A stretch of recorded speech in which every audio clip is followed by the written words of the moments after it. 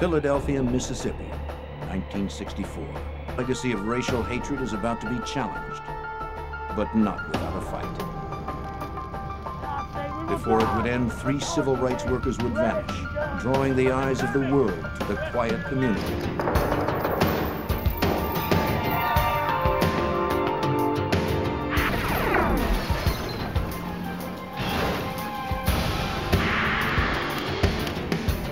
Violence rumbled throughout the South, but a touchdown in Philadelphia, Mississippi. I'm Jim Kallstrom, former director of the FBI's New York office. The disappearance and mystery of the missing workers. The FBI had to infiltrate Southern blacks about their voting rights as full citizens of this country. President Johnson was to sign the Civil Rights Bill in July. By the Mississippians as the summer invasion of Mississippi. So that was the genesis of the problem.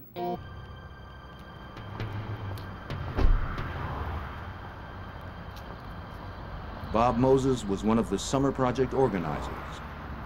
Mississippi as the symbol of racism. And so as we mount our campaign down there, the question found themselves at a crossroads. The church board had to weigh the benefits to... But the Klan made the decision for them. And church was burned to the ground.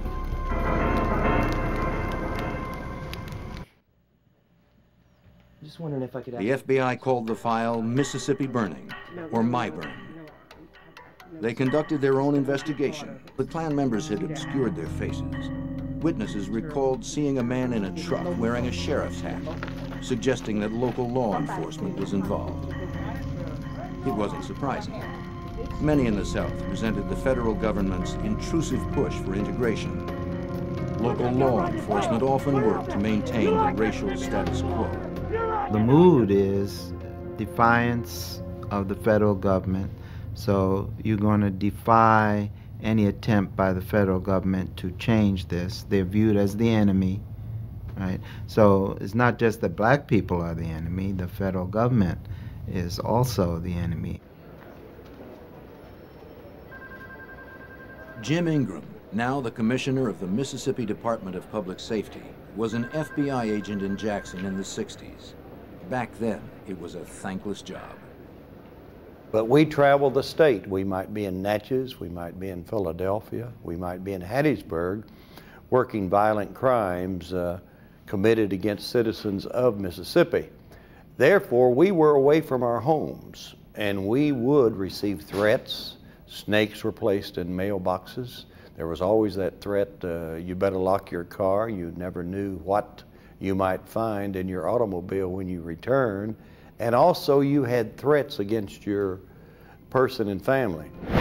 But despite all attempts at intimidation, the FBI's presence in the state was about to increase more than 100-fold. While setting up their COFO Operations Center in Meridian, Mississippi, Michael Schwerner and his wife Rita were joined by a 20-year-old plasterer named James Cheney. Good to have you aboard. This is my wife, Rita. Hi. How are you? Good to have you. Fine. Cheney, a Meridian native, knew the culture and political climate of the area. Sit down right here. Okay, dear. 24-year-old Michael Schwerner, a liberal from the Bronx, had an Ivy League degree in social work. His background couldn't have been more different from Cheney's, but the men were united in their goals. Schwerner's friends called him Mickey, a name he seldom heard outside the office. Townspeople, and I'm talking now about the Klansmen in Meridian, called him Goatee. He wore a goatee, and they called him the Devil. Hi, may I speak to Bob Moses? Schwerner and Cheney were later joined by Andrew Goodman, 20, a volunteer from Queens, New York, who had finished his training in Ohio just 1 week earlier. Yeah, Andrew, just put in that box right there. We'll be just leaving in a second. While Rita Schwerner returned to New York, the 3 men and other volunteer staff prepared for the first group of 200 civil rights workers from up north. The first wave of the invasion, scheduled to arrive on June 21st, 1964. That morning, Schwerner, Cheney, and Goodman drove from their base in Meridian to Longwood, 35 miles away, to talk to the Mount Zion Church members about the fire 5 days before. Cheney, who knew the area, would drive.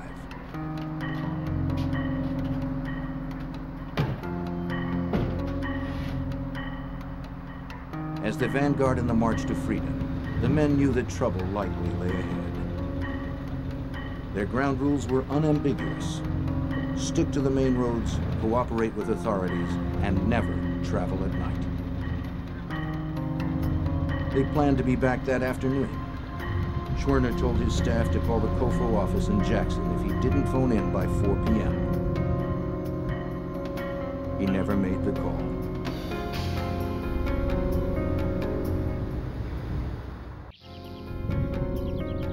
When Mickey Schwerner failed to phone his office at the scheduled time, the FBI was notified. They in turn contacted local authorities to see if anyone had seen Schwerner, Cheney, and Goodman. What are you doing, Terrence? You're not counting like that. Someone had. Out of the car!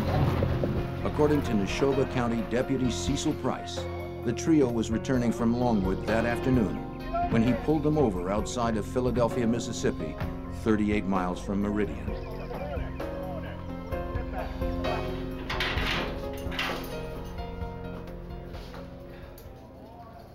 They were brought to the county jail in Philadelphia.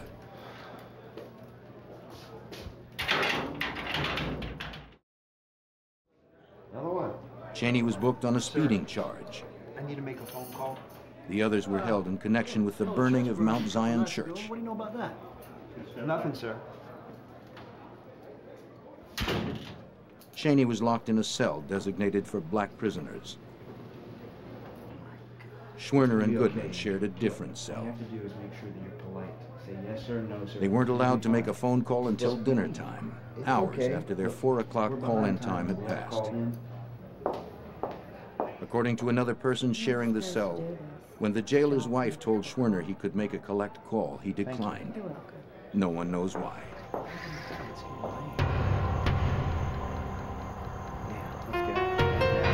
Eventually, after Schwerner paid Cheney's $20 bond, Deputy Price released the men. Hey, you got the By then, it was 10:30 p.m. I don't want to come back to Philadelphia again. What happened next was anyone's guess. As long as they were missing, you had some hope. If they had turned up in jail and they were still in jail, then you had some hope. The issue was the release at a certain time of night from the jail, and then they're missing again. So that circumstance means the worst. Agent Sullivan, too, feared the worst.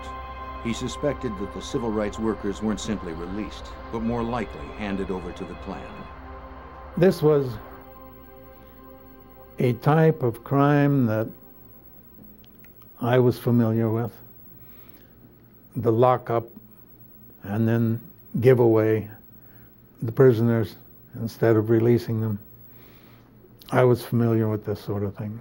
I was quite sure that this was what was in progress. The disappearance was chilling news to the student volunteers scheduled to arrive in Mississippi the next day. But people throughout the state had a different read on it. The Mississippi response, it was, you know, this is a hoax, and these people have really staged this to get national attention, and, you know, they're up hiding someplace in New York or some other place, right? And this is just all a big publicity stunt. That was the official Mississippi response. There were widespread rumors, and we were told, I think it appeared in the papers too, that these people had set up a scam here and then vanished to Cuba, where they would leave the state of Mississippi embarrassed by what had happened to them. The investigation began with Deputy Price, the last person to have seen Schwerner, Cheney, and Goodman. They're right there. He stuck with his story of releasing them around 10:30 p.m., but he couldn't account for his own whereabouts for about an hour afterward. For Joe Sullivan, dispatched from Memphis to lead the investigation, it was the only clue, any idea which direction they were traveling? and not much of one. All I know is they got in their car and they headed out of town, just like we told them to. The sheriff's office was a participant. That I was sure. I didn't have any proof. All I had was a history of having seen this sort of thing before. Well, we pulled them over the And speed and we brought them in here. at that point, I became more selective about who we were telling, what we were doing. The FBI began a search for any signs of the young men. No one had seen them, or at least they weren't saying so. Then, on June 23rd, 2 days after their disappearance, their station wagon was found. 2 Choctaw Indians from a nearby reservation had come across the smoldering vehicle the following evening. It had been burned to the metal in a swampy area called Bogachita Creek, 50 feet from the highway near Philadelphia. When they learned of its possible significance, they called the FBI.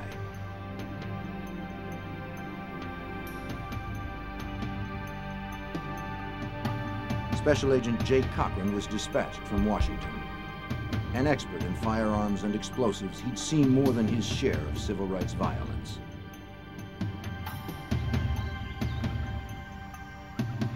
When he arrived at the scene, he wasn't optimistic about what the car would reveal. In examining the burned out vehicle, we were looking for any evidence of human remains. We were also looking then for any evidence that may have been left behind of any value in determining what happened to the civil rights workers. The car was too far gone to provide any clues.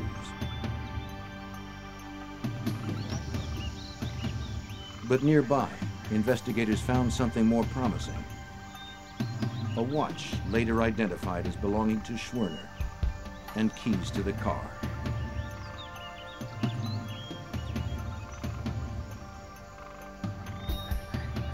The watch had stopped at 12:45. It took no time at all for the news of the discovery to spread. The vehicle hadn't been recovered very long before the news was out on the police wires and the press wires and the neighbors' wires and the radio and so on. And we started to run a stadium at Bogachita, and that wasn't easy. For those so inclined, the discovery of the car only supported the idea of a hoax. But unofficially, investigators' hopes of finding the men alive had faded. It was obvious from the beginning that we weren't leaving until the bodies were located. Mr. Hoover wouldn't have countenanced that, and for that matter, neither would the general public. We were going to find those bodies if it took forever. Agent Sullivan contacted Director J. Edgar Hoover to ask for reinforcements. I told him that I thought I would need at least 25 men in short order, but I thought I would need more pretty promptly if it developed the way I was afraid it would. And he said, "What are you talking about?" And I said, "Well, I'm going to need 100 men." And he said, "There are 100 men coming." And they're real good guys, all right? Soon, 100 agents, aided by student volunteers, descended on Philadelphia to search for Cheney, Schwerner, and Goodman. Help you guys come with me and start checking the bushes over here. It wasn't enough. The men or their bodies could have been anywhere.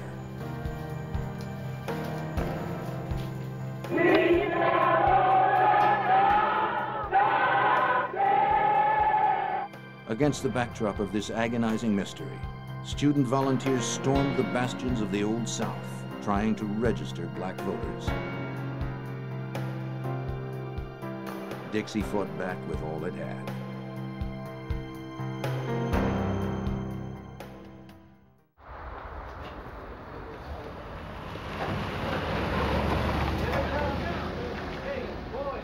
the summer invasion pressed forward, the eyes of the world focused on Mississippi.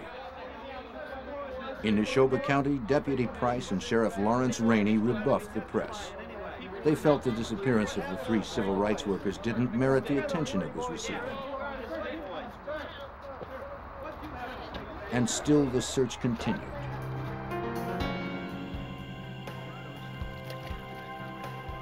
"400 sailors from Meridian Naval Air Station were pressed into duty, working in rotating shifts.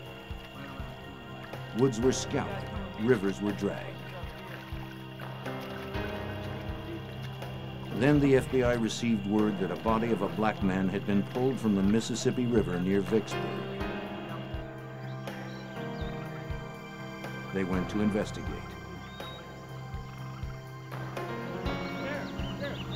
Though Vicksburg was 140 miles away, it was possible that Cheney's body may have floated downriver. It was the only lead in an otherwise dismal search. We discovered that that this body was not that of one of the missing civil rights workers. It was determined that he was the victim of a Klan lynching. It wouldn't be the only false alarm that summer as other lynching victims surfaced. Some had gone unreported because in some areas the Klan was the law. Finding the missing civil rights workers was the FBI's first priority, but busting the Klan was the ultimate goal. As the drive for voter registration continued, the hot Mississippi air crackled with hatred. Klan activity intensified. More than 60 black homes, churches, and businesses burned that summer, and that was just the beginning. I saw the violence. I saw the killing. I saw the people left homeless by fires. I saw churches burned in the middle of the night. I saw lives being lost for no reason whatsoever, by a group that felt they were right. To break the Klan's hold on the South, President Johnson authorized a new FBI office opened in Jackson, Mississippi, 3 weeks after the men disappeared. According to Agent Ingram, the days of subtlety were done. The FBI was taking off its gloves. In a matter of a few months, you had almost 300 agents working up and down. From this state runs about 400 miles from the coast up to the border of Tennessee, so we covered every facet of it. 82 counties, we had agents all over the place. While some agents continued to beat the bushes, others knocked on doors, hoping to find some leads. People were polite, but uncooperative. White boys and a black boy. Have you seen anybody? The FBI's tactic was to divide and conquer. Okay, thank you very much. Agents would attend Klan rallies, take photographs, copy down license plates until they were asked to leave. By then, they had what they had come for. Then, the next time we talked with them, they say, "I'm not a member of Klan." Well, you were at this Klan meeting. Why were you there? If you're not a member, you're a sympathizer. Do you know these people blew up a church? Do you know these people blew up a school that was trying to desegregate? Is this the way you want to operate? And most would say no. So we found that being at some of the meetings was a deterrent for some. Some would stop coming because they didn't want us to visit them.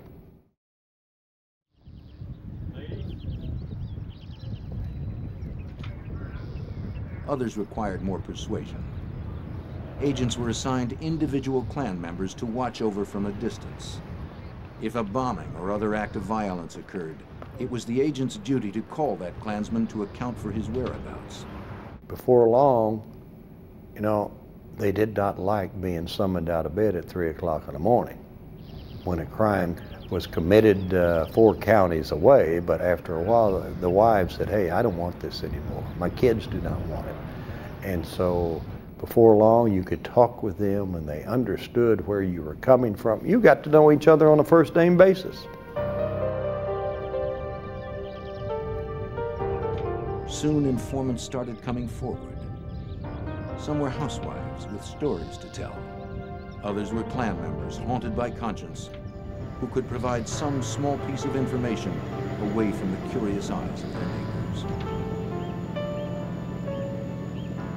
To provide additional incentive, civil rights and religious organizations came up with money to pay informants. The veil of silence began to lift. Some informants hinted that the investigation should begin at the sheriff's office, though Sullivan had already had his eye on Sheriff Rainey and Deputy Price. Deputy Sheriff Price was a key target in our thinking, as was Rainey, because Price didn't do very much without Rainey's authority. Our problem was to document what he had done, to find somebody who would tell us about it. An informant suggested talking with a young man named Wilmer Fay Jones. Agents located 19-year-old Jones living in Chicago. He had suddenly moved out of Philadelphia almost 3 weeks before the men disappeared. It wasn't by choice. I was told in town that this is the place. He told agents that his troubles began on June 1st when he went to a store in Philadelphia to get his class ring resized. You guys could fit that for me. The woman behind the counter was reluctant, but took his ring to fix. Soon after, he was arrested by Sheriff Rainey and Deputy Price. They locked him up for supposedly asking the shop clerk out on a date. He wasn't allowed a phone call. When they finally released him just after midnight, a gang of men were waiting for him.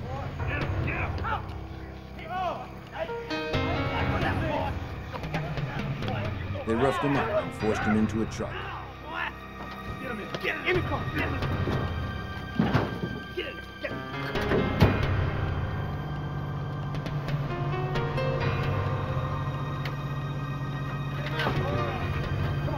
The vigilantes drove him to a secluded spot.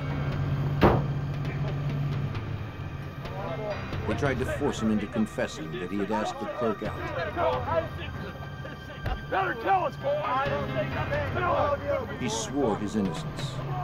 The gang was prepared to kill him on the spot. But then one of the men, who they called the preacher, spared his life. He told Jones to leave town for good or he was a dead man. You understand me? You understand me? Get out of here. Go. Jones was on the next bus out of town. They roughed me up a little and they let me go. The story Jones told sounded like a plausible M.O. for what could have happened to Schwerner, Cheney, and Goodman. Only perhaps they weren't lucky enough to have escaped with their lives. But here now, we have some additional evidence about what happens to people who are in unlawful custody in jailhouses and are going to be disposed of in one way or another. So if it had happened once in Neshoba County, we were sure it could have happened again.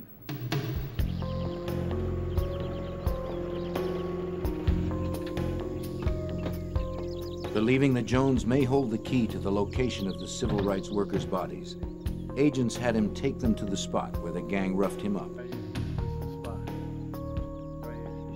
A search of the area turned up nothing.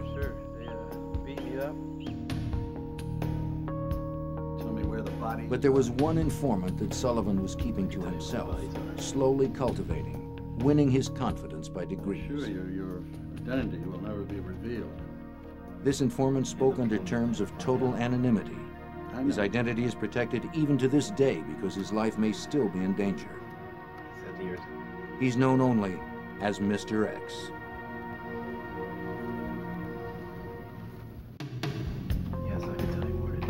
If anyone still considered the disappearance of the 3 civil rights workers to be a hoax, their opinion would soon change. They'll kill me if they were found out. The FBI's star informant was about to emerge. On July 31st, 1964, Mr. X agreed to talk to Agent Sullivan. After we finished our social chat, I said, "Are you going to be able to tell me anything significant tonight?" And he said, I think I can tell you where the bodies are buried. And I said, tell me where. Mr. X told Agent Sullivan that Goodman, Cheney, and Schwerner were buried in an earthen dam at a place called Old Jolly Farm, owned by the wealthiest man in the county, Olin Burridge. But agents couldn't go there at once. They knew their moves were being scrutinized by the Klan. They didn't want to make it obvious they'd been tipped off to the burial location. A search warrant was issued for Old Jolly Farm. Sullivan sent Agent Cochran and others to the dam site.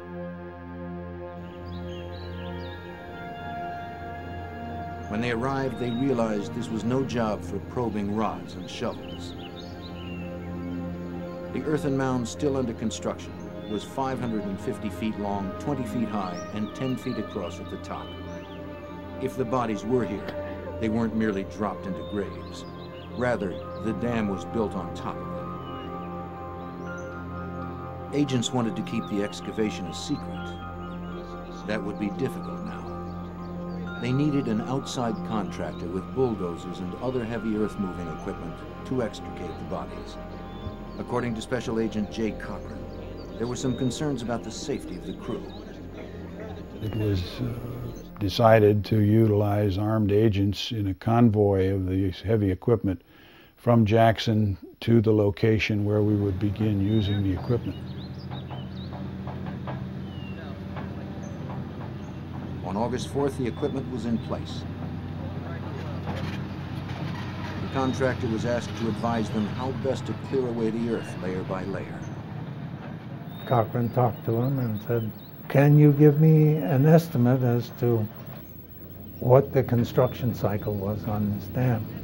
How it was built, how the dig was done, how the dam mound was shaped, and in what time sequence? He said, well, you must know what you're looking for, and I just didn't comment to him. At no time during these negotiations had either the construction crew or in this case the foreman been told precisely what we were looking for, but I think they would have had to have been blithering idiots, and they weren't, to have not known what we were after. After the foreman gave agents a crash course in dam building, Cochran poked a stick in the ground where he wanted the digging to begin. Then, in a move that has become a legend in the annals of the FBI, he had a change of heart. Cochran then picked up a stick, and for reasons best known to his guardian angel, he walked 15 feet further and put the stick in the ground and said, dig here. And that's where they were.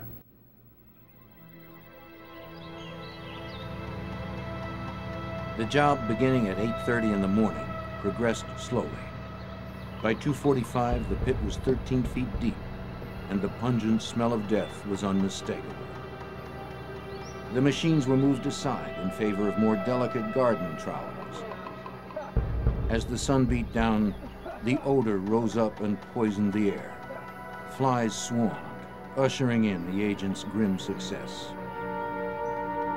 Just after 3 p.m. at 14 feet, the first body was found. It was Mickey Schwerner, identified by the contents of his wallet. Goodman was uncovered next, followed by Cheney. It's very hard to describe. You know, it's perhaps the saddest experience that one can have. It's a graphic illustration of man's inhumanity to man. You know, to simply kill these people for no earthly reason, no earthly good reason. The bodies had been buried more than a month, so it was impossible to immediately determine the cause of death. The coroner was summoned, and with him came Deputy Cecil Price. I just walked up like it was sheriff's business. Found a body, how about that? It was pretty casual, really. Price and the coroner lifted the bodies from the pit so they could be moved to the state hospital in Jackson for autopsy. Cecil Price helped to load all of them. I didn't help to load any of them. I was letting the local authorities who had jurisdiction over the murders do their thing. So we couldn't be accused of confusing or messing up the evidence or anything of that sort. If the deputy's presence was an example of the criminal returning to the scene of the crime, Agent Cochran saw no sign of guilt. Every agent that was at the scene, eyes were fixed on Price when he was there. And I noticed not the slightest emotional reaction. And I don't think anybody else did either. The bodies were autopsied in Jackson. All three men had been shot. Schwerner and Goodman were each shot once, Cheney 3 times. A hard, rock-like substance was pried from Goodman's right hand. Whatever happened that night, the substance showed that Goodman's nightmare didn't end with a bullet.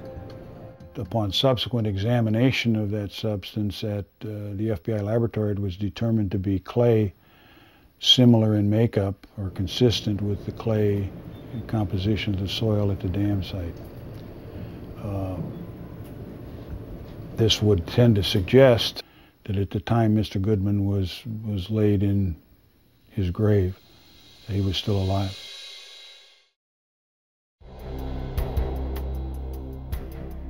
The bullets from the victims were analyzed at the FBI's Firearms Toolmarks Unit. Most of the more than 5,000 weapons here were confiscated over the years from actual crimes. Though its equipment has changed since 1964, the role of the unit remains the same: to match bullets to weapons. Today, the shooting gallery is the domain of Supervisory Special Agent Paul Tangren. The bullet will pass over defects within the barrel, and those are defects that are specific and unique to that firearm.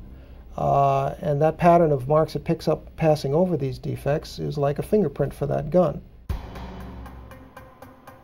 Bullets from a crime are scrutinized side by side.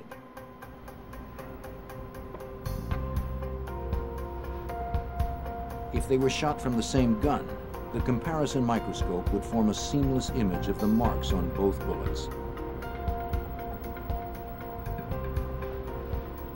Bullets shot from different weapons simply wouldn't match up. I've got lots of marks and very little agreement, and that is typical of what you would see of 2 bullets fired from 2 different guns of the same type. Using similar techniques, the FBI determined that Cheney was shot with 2 different .38 caliber weapons. Residue showed that the men were shot at close range. Total cost of the bullets used to kill 3 men, about 25 cents. Suddenly, to the people of Neshoba County, the missing civil rights activists was no longer a hoax or publicity stunt. This was the turning point. Racists drew the line at murdering white people. According to Agent Jim Ingram, the FBI no longer seemed like the bad guy. Then they realized we're dealing with some very violent people. So the mood changed to our betterment, because we had people that wanted to assist us. Particularly the little town of Philadelphia, Mississippi. It was amazing how many people then said, look, if we have these people among us that would kill, then we need those individuals found and arrested and prosecuted. I do want to help you. Meridian Police Sergeant Wallace Miller was one respected Klan member who had seen enough. He wanted out of the Klan, but the FBI convinced him to stay. Now, the FBI had their mole, and the impenetrable walls of the invisible empire had been breached. And the colors must be driven out of our hearts. Well, let it be done. Amen. The next few weeks. Sergeant Miller proved that he wasn't involved in the murder of the civil rights workers. He helped the FBI by gleaning information about the crime from fellow Klansmen. Others were also coming forward.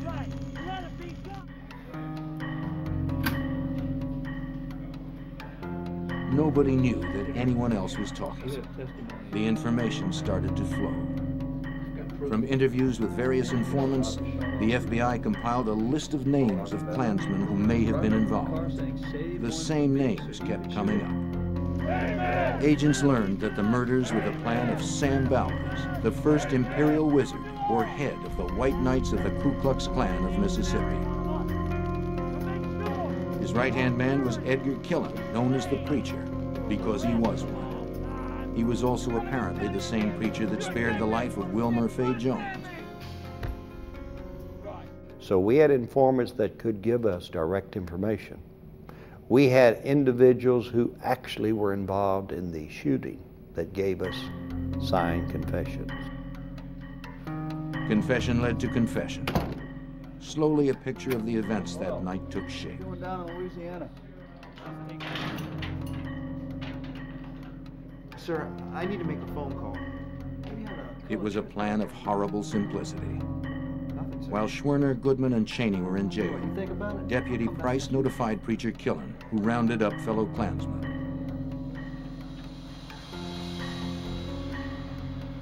The Klansmen gassed up their cars, loaded their weapons, and waited until the men were released so they could carry out their Imperial Wizard's orders.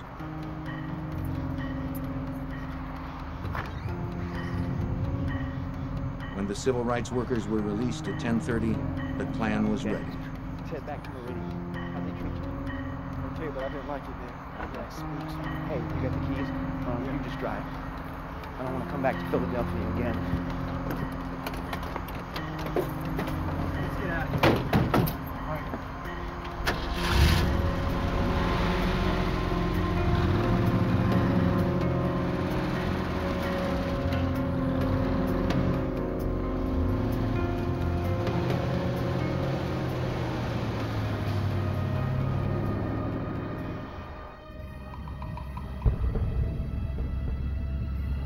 Not far out of Philadelphia, they must have noticed lights in their rearview mirror, closing at a fast clip.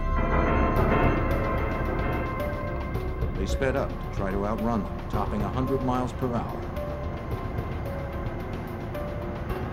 One pursuer's car broke down, but two persisted. Deputy Price's cruiser was one of them. He hit the flashers. Cheney pulled over.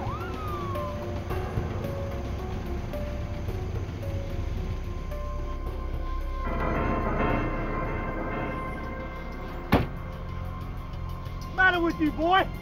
Deputy Price yanked Cheney from the station wagon. Out of the car! You shut up, boy! You were doing over 100 miles an hour in my county, boy.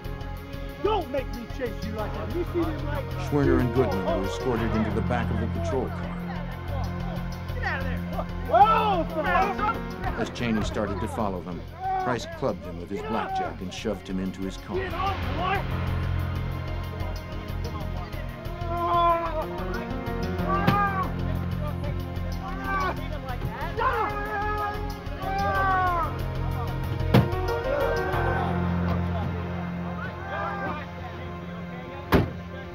The procession continued down Highway 19, one of the Klansmen driving the station wagon.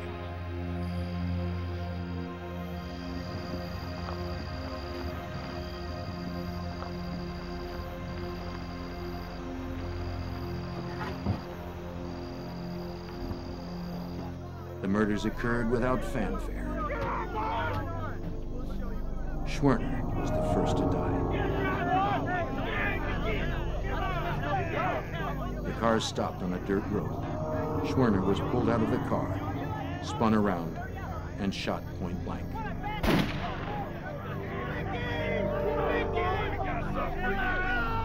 Goodman was shot in much the same manner. They saved Cheney for last, shot by two men.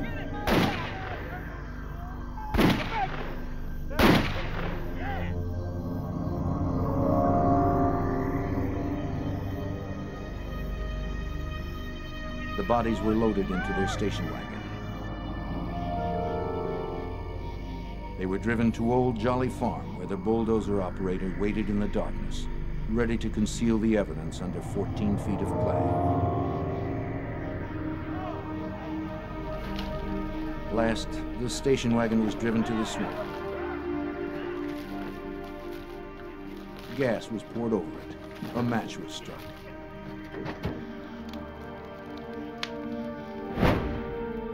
On November 25th, the FBI announced it knew who killed the civil rights workers. But murder charges fall under state jurisdiction, not federal.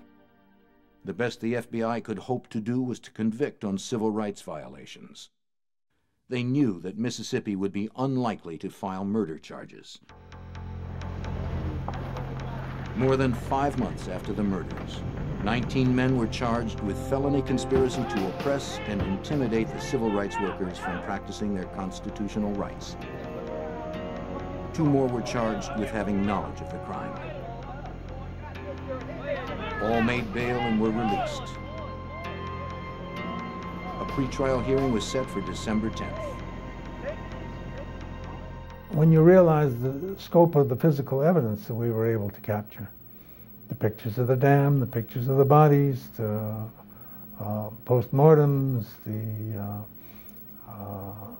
burned vehicle, on and on, we just had enormous amounts of physical evidence, circumstantial evidence to document the confessions. So it was a powerful case that we turned over, and we were blessed because we had 2 outstanding prosecutors. The evidence was, we thought, insurmountable, but we also knew that there were troubled times in Mississippi, that not everyone thought like we did. The federal government's prosecution went wrong almost from the start. At the hearing, the judge refused to allow signed confessions or written testimony from key witnesses. The government pressed the matter, and on January 11th, a grand jury indicted 18 men, including Sheriff Rainey and Deputy Price. But the charges were knocked down from felony to misdemeanor. The case languished until 1966, when the United States Supreme Court ruled that the felony charges were applicable.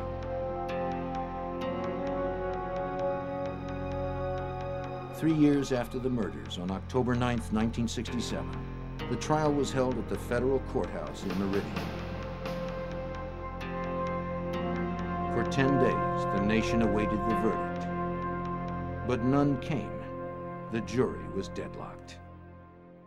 And immediately, the people there within the courtroom in Meridian, Mississippi, they burst into laughter and joyful hugging each other, saying, "Hey, we've won. It's a hung jury." Well, the judge said, "No, you're going to go back." And back they went to deliberate further. That next morning, October 20th, 1967, they reached a verdict.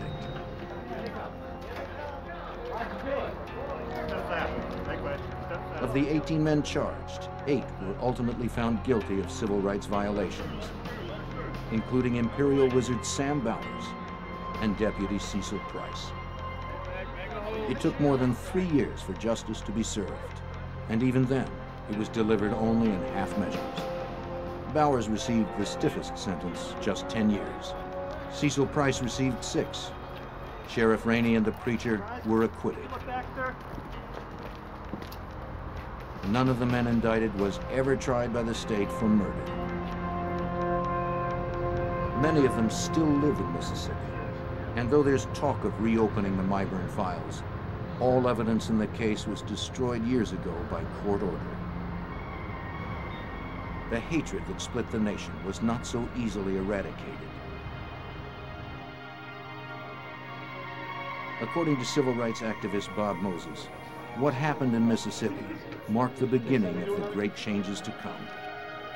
What has changed in Mississippi is that before the 60s, Mississippi held itself as a state apart from the rest of the country, a place which was going to defy the country at any odds to maintain what was its racial apartheid.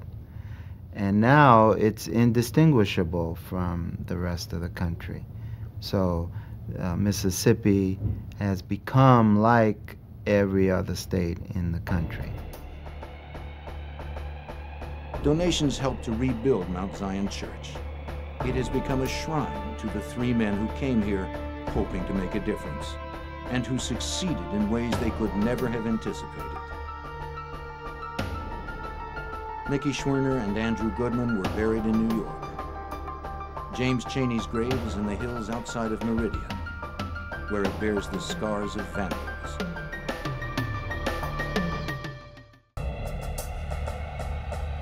A serial killer was on the loose in western New York. He chose his victims for the color of their skin. The community was gripped by fear, not knowing when or where he would strike next. The only evidence he left behind was spent shell casings. To focus their search, local authorities called on an FBI profiler for help. They needed to stop his murderous rampage before the killer ended another life.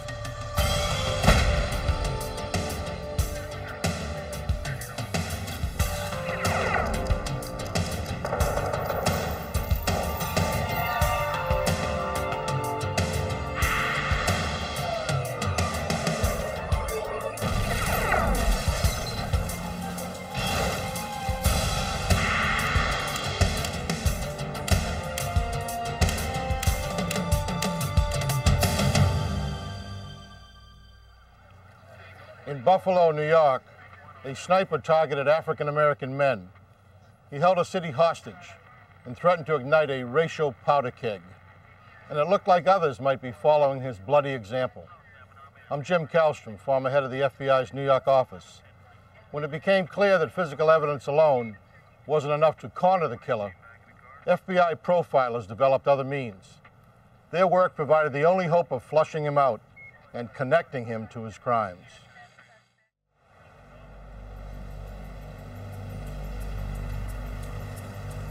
On September 22nd, 1980, in Buffalo, New York, Larry Robinson drove up to a supermarket with Glenn Dunn. Dunn promised to wait while Robinson went in to cash his paycheck.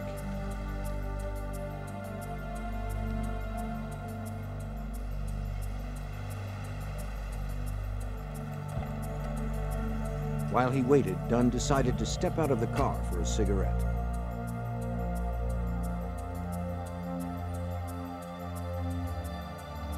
At about 9:45 p.m., psychiatric nurse Madonna Gorney just finished her shift. On her way home, she decided to pick up some groceries. Not far from where she parked, Gorney spotted Dunn fidgeting in the shadows.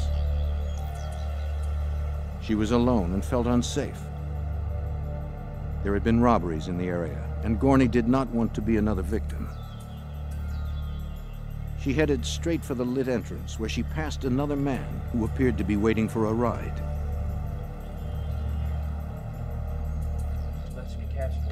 Gorney felt safer once inside. Larry Robinson had only a short wait in line to collect his money.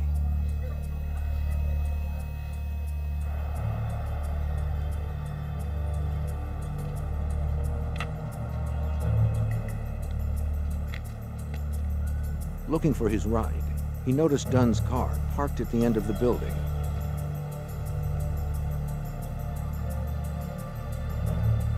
When Robinson tried to get in, the door was locked.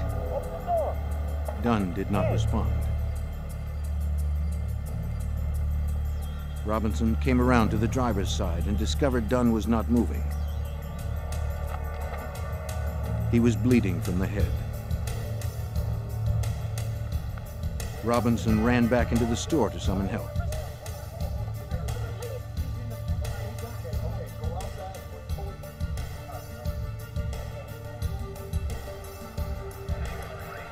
When Madonna Gorney left the store, she noticed commotion at the end of the building and asked if she could be of any help. The security guard replied that it wasn't necessary. The situation was under control.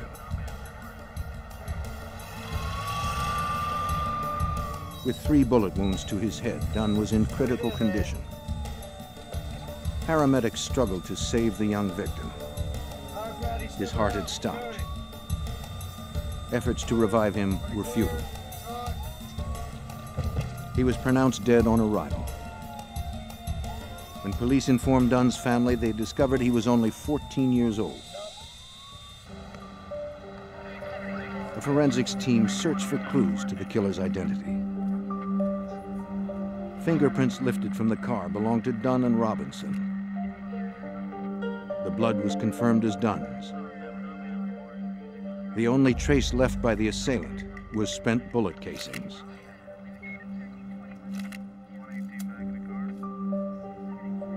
They had been fired from a .22 caliber weapon. A check of the car's license plates revealed it had been stolen the night before from a local dealer. Police questioned Robinson. He told them that he only knew Dunn casually from the neighborhood and did not know the car had been stolen. Robinson said he'd been walking to the supermarket earlier in the evening when Dunn drove up and offered a ride. Friends and family would later confirm that he and Dunn barely knew each other. I'm here at the Top supermarket. The crime was already making news. As the story broke, Madonna Gorney returned home from the supermarket, still troubled by the incident. But they did confirm that he is a 14-year-old local resident. There's this guy that was sitting there. Gorney was upset to learn that a young boy had been killed in the parking lot. She decided to call police the next morning to see if she could be of any help. Buffalo homicide detective John Regan initially thought the slaying might be a result of a car theft ring. Exploring where the stolen car had come from and the people that may have been responsible for it, it became apparent that this was not the focal point of the investigation. To develop leads, police canvassed nearby residents, hoping someone may have witnessed the shooting. A uniformed officer found a witness willing to cooperate and called a detective to question her. What we got? Barbara Wozniak lived next door to the supermarket.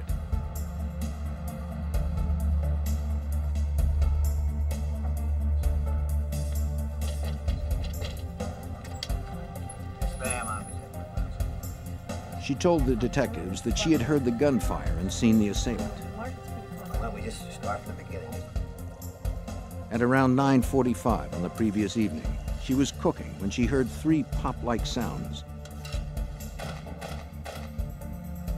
She hurried to her window to see what had caused the noises. She saw a white man running from a parked car. He wore a hooded sweatshirt that obscured his face. Anything else, anything you forgot? While the detective spoke to Wozniak, he was informed that a witness from the supermarket had called offering her help.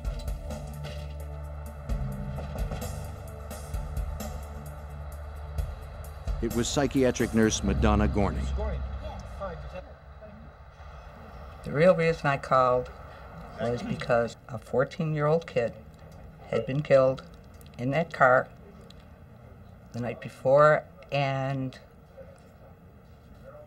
all I could think of at the time was, I'm a mother. If somebody killed my kid, I would really want to know who it was. Gorney recounted what she had seen that night at the supermarket, hoping it would be of some help.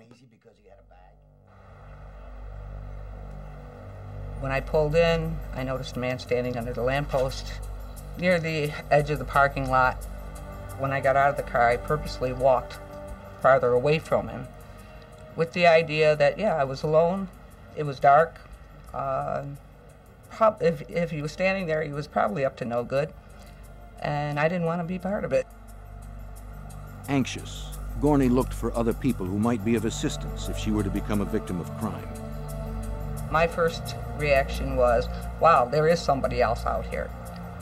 As I walked closer to the door and was able to get a better look at him, I thought to myself, if something does happen, he's not going to be of any help to me, because basically he had a very dazed or very dopey look on his face, and I wasn't impressed. She described him as a slender white man with dark hair who held a brown paper bag on his lap. He wore metal-rimmed glasses and a hooded sweatshirt which shadowed his features. The description seemed promising since the previous witness had described a similar man running from the scene. Detectives hoped that Gorney could provide details for a sketch. After talking to Gorney, Buffalo detectives got word of a similar shooting in the nearby suburb of Cheektowaga. The victim, 32-year-old Harold Green, was rushed into emergency surgery as detectives arrived at the hospital.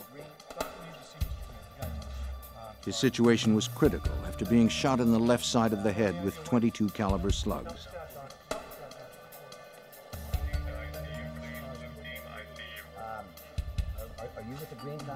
Detectives found his wife in the waiting room and asked what she knew of the shooting. Her husband had stopped at a fast food restaurant. He was sitting in his car eating his lunch when a hooded white assailant walked up and shot him. When an employee heard the gunfire and saw the shooter sprint from the scene with a brown paper bag, she called her manager.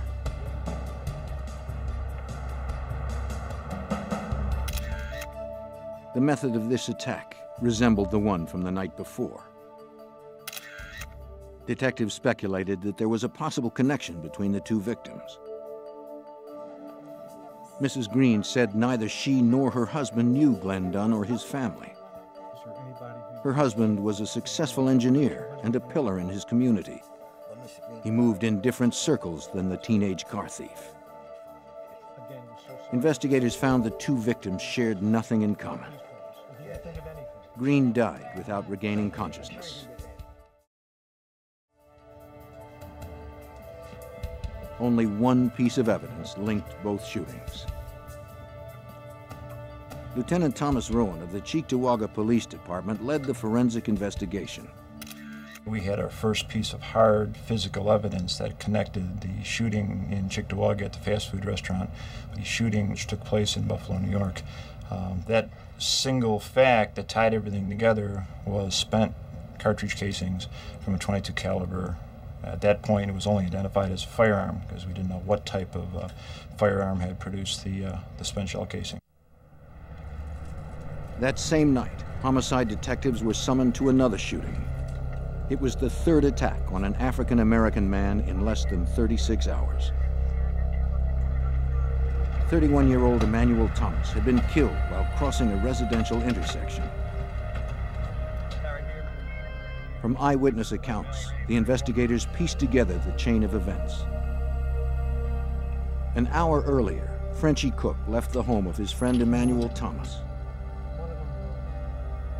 Thomas, a freelance house painter, told his wife he was going to the store and would be right back. Be careful. Neighbor Thomas Jackson saw the two friends walk by and head for the corner of East Ferry and Zenner Streets. As Thomas and Cook crossed the intersection, the killer struck from out of the darkness.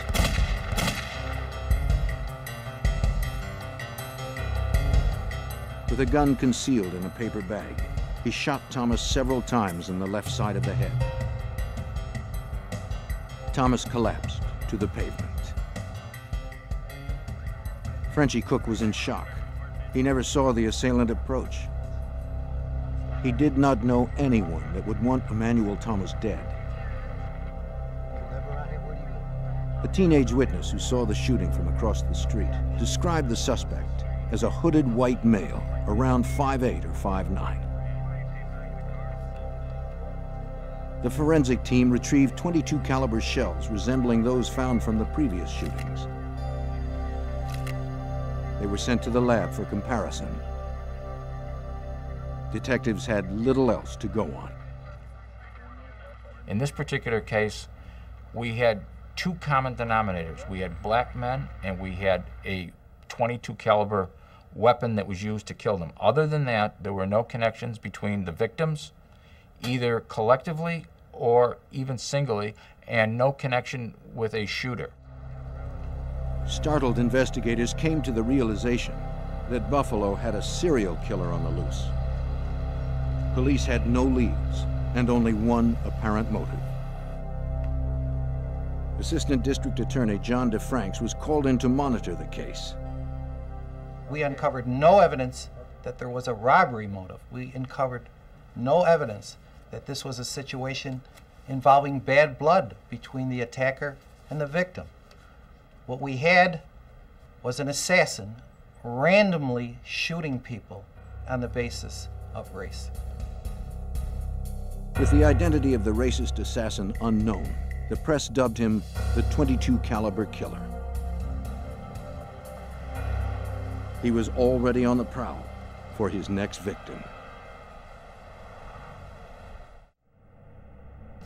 The .22 caliber killer was preying on African American men in Buffalo, New York, killing 3 in 36 hours and leaving little evidence behind.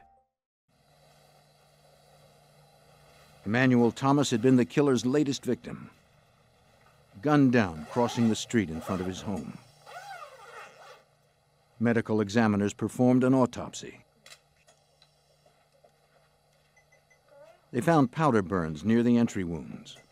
This meant that the muzzle of the murder weapon was placed close to his temple. From the pattern and severity of the burns, examiners believed they were caused by a sawed-off rifle. They removed 2 mangled .22 caliber slugs from his head and sent them to the ballistics lab for analysis. As investigators searched for answers, community fear turned into anger. Erie County District Attorney Ed Cosgrove was in charge of coordinating the hunt. The black community demanded action by the police.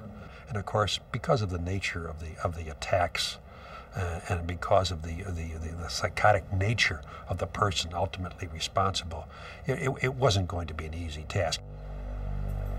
The next day, on September 24th, Joseph McCoy walked down a residential street in Niagara Falls, 20 miles north of Buffalo.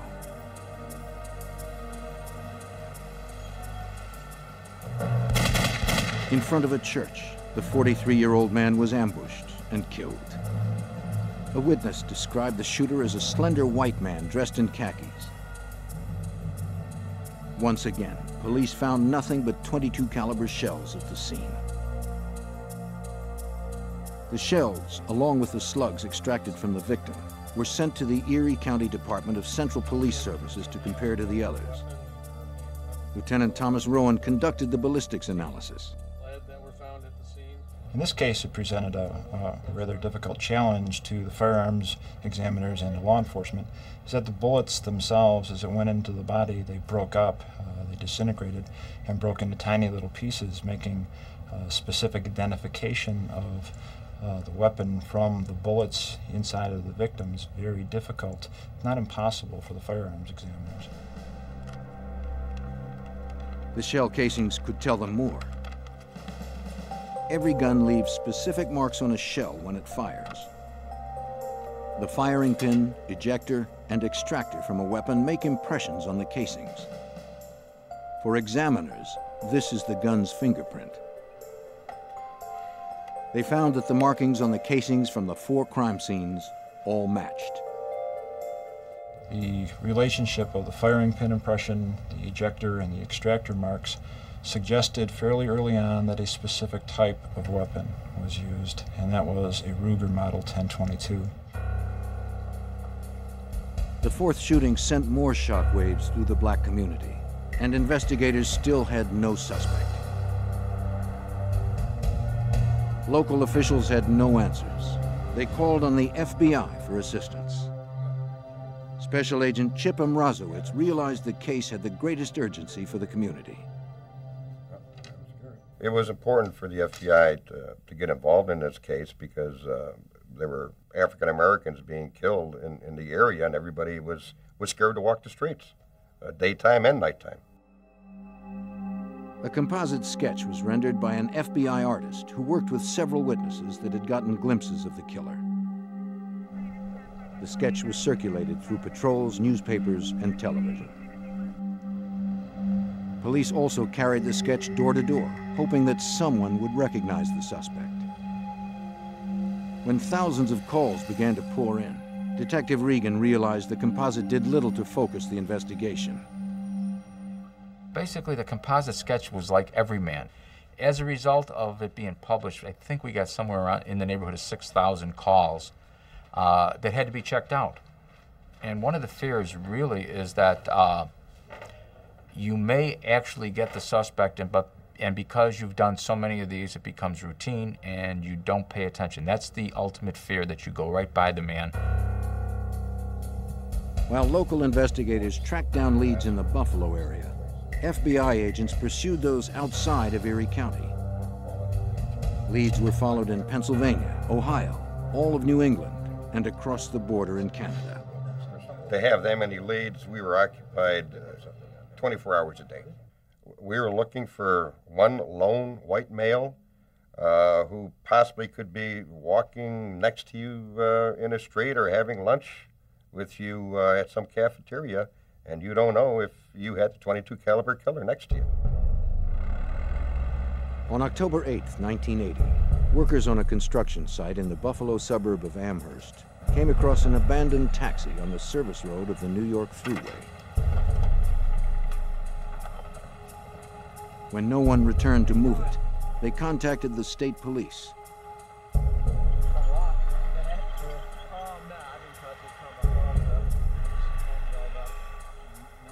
The trooper who responded inspected the empty cab. He found a wallet under the front seat that held a driver's license but no money. It belonged to 71-year-old Parler W. Edwards, an African-American cab driver. The keys were missing, and Edwards was nowhere in sight. The trooper decided to search the trunk, but found it locked. No keys? Nothing. Using a crowbar, he forced it open. He found the missing driver. Parler Edwards was literally bludgeoned to death in a parking lot in the town of Cheektowaga. We found pieces of his skull, parts of his mouth, teeth that had been knocked out, a great deal of blood. Before throwing Edwards' body into the trunk, the killer had also cut open the driver's chest and removed his heart. It wasn't clear that the Edwards slaying was connected to the others, since a .22 caliber rifle was not used.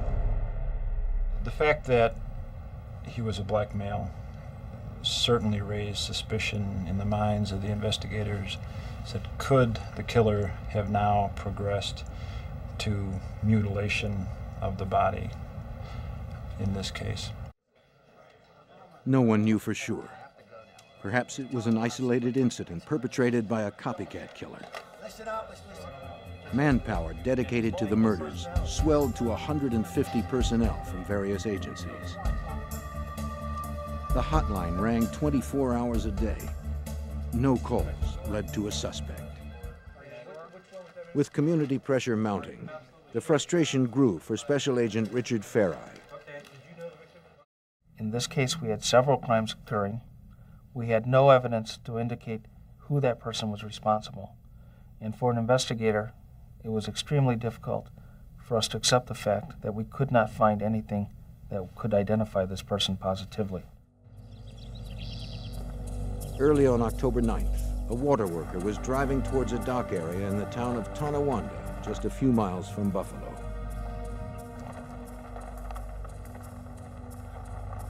On the edge of the road, he spotted a man laying face down near the tall grass.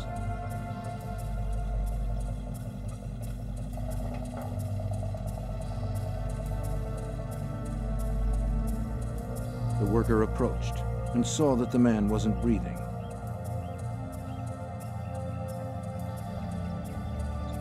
He immediately called authorities.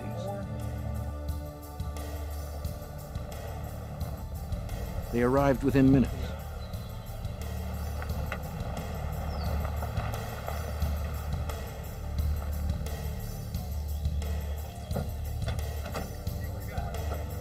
Investigators identified the victim as 41-year-old Ernest Jones. Like Edwards, Jones was a taxi driver who had his throat slashed and heart cut out before his body was moved to a remote location.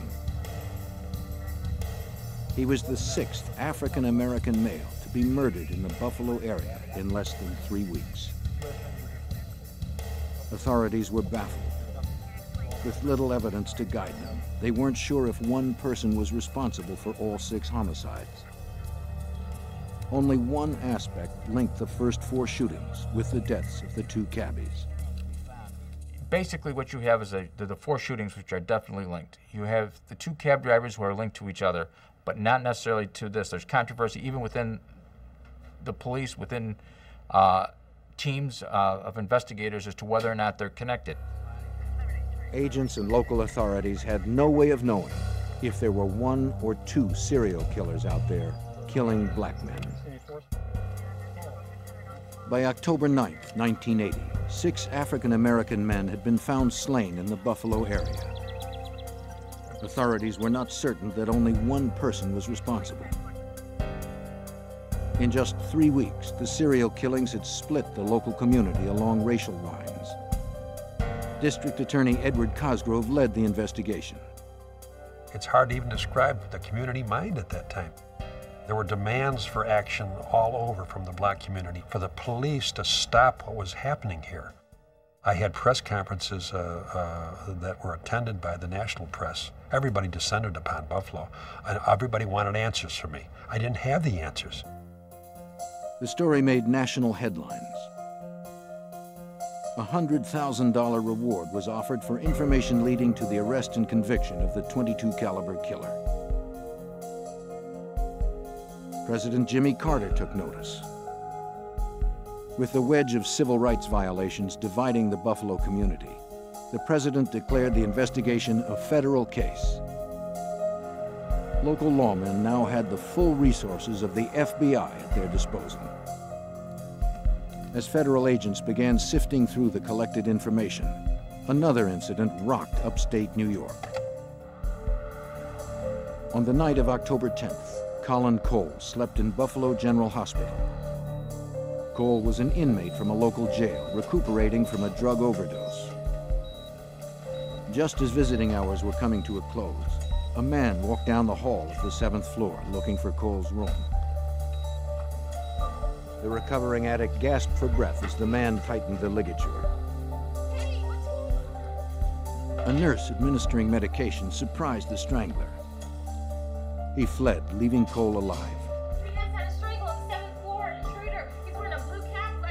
The nurse alerted hospital security. But the call came too late. It was the 7th attack on a black man in just 3 weeks. No one knew for sure if the .22 caliber killer was responsible for this attack. What we have is this crime scene. Lieutenant Thomas Rowan and his team had little understanding of serial killers at the time. Glimpsing into the mind of a serial killer is like twinkling your toes into the abyss of the very weird.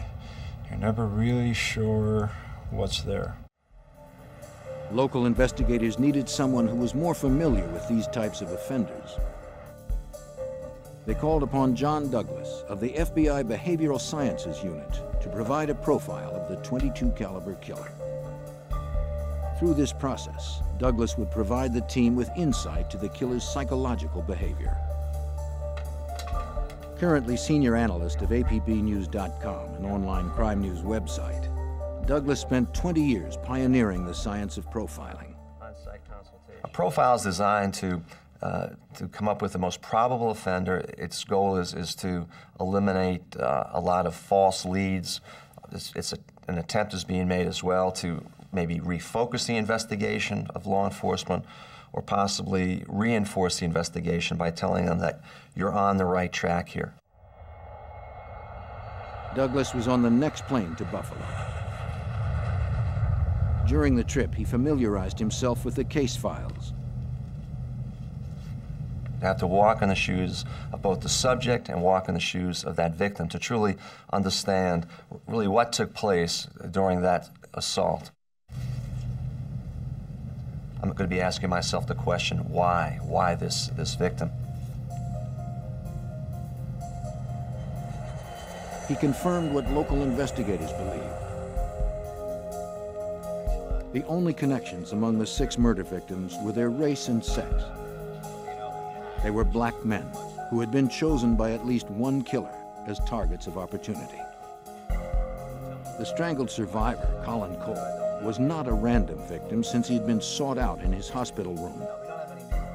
The profiler believed Cole's attacker was at the very least a racist copycat, not necessarily responsible for any of the murders. Douglas needed to probe further. He had to meticulously recreate each murder from the known evidence. Reviewing all 6 attacks, the profiler looked for behavioral characteristics that could be ascribed to just one offender. When you look at serial killers, you look at patterns as well as signature. Signature is something that the offender does. It's kind of repetitive behavior, but behavior that the subject has to do. It's more of a ritual. Douglas found the behavior from each of the 4 shootings to be similar. The .22 caliber killer had surprised random victims, fired quickly from close range, then bolted, leaving his prey before they were dead. The assassin's signature was a blitz style of attack. The Cabby murders didn't seem to fit that pattern.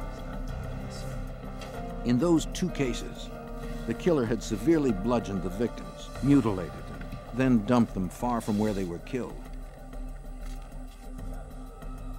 The killer had spent a great deal of time with the bodies, even after death.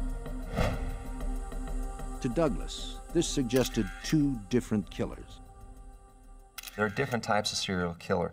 They're the very personal types of serial killers and the impersonal style and type of serial killer.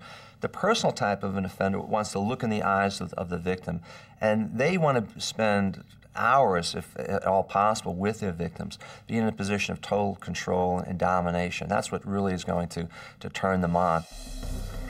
It appeared the Cabbies were murdered by a personal type of serial killer. Those crimes demonstrated a rage and overkill that were not evident in the shootings. Douglas believed that the psychopathology of the .22 caliber killer left a seemingly different behavioral thumbprint. The assassination style of serial killer are somewhere in an age group between 25 to 28 is when they first begin to surface. And how they could be described as really even more of an asocial type of personality, not so much antisocial, but asocial, keeping to themselves. They generally become obsessed with weapons. They may be found with having multiple weapons as well. The person would probably, if he was in the military, I said that he'd have difficulty in any branch of the service and would probably, at some point, would even receive a discharge. To the profiler, it looked as if Western New York may have had 2 distinct serial killers on the loose. Douglas reported his findings to local investigators. Because the technique of profiling was new in 1980, a few had doubts about its reliability.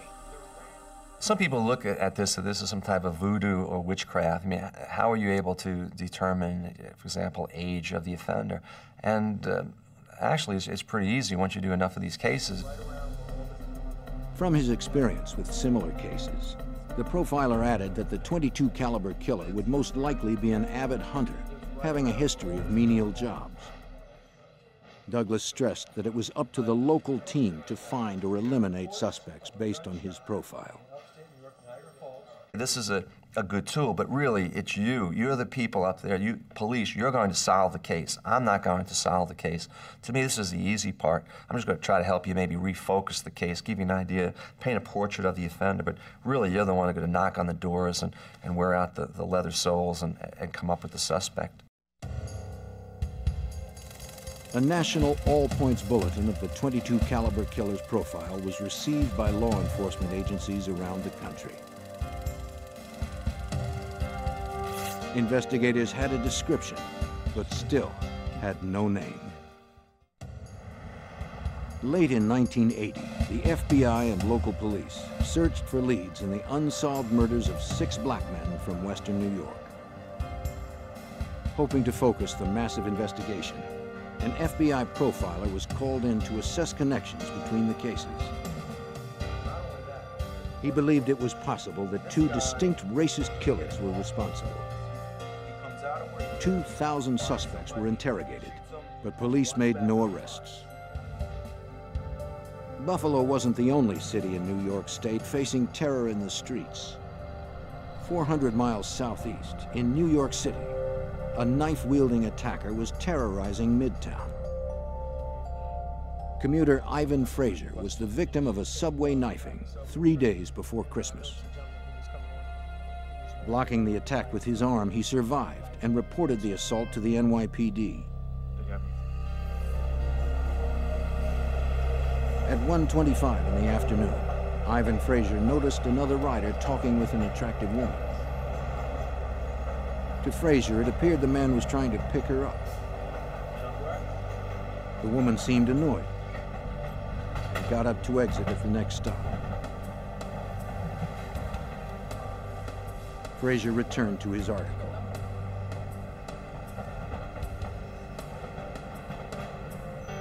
Without warning, the man across the aisle slashed Frazier in the forearm and wrist, then dashed away. He described the assailant as a white man in his early 30s with brown hair, wearing a blue jacket. 2 hours later, at 3:30 in the afternoon, 19-year-old Luis Rodriguez was walking on the west side of Midtown Manhattan when he was jumped by a white man demanding his wallet. Rodriguez fought off the initial blow, but the attacker lunged at him again, stabbing him twice in the chest.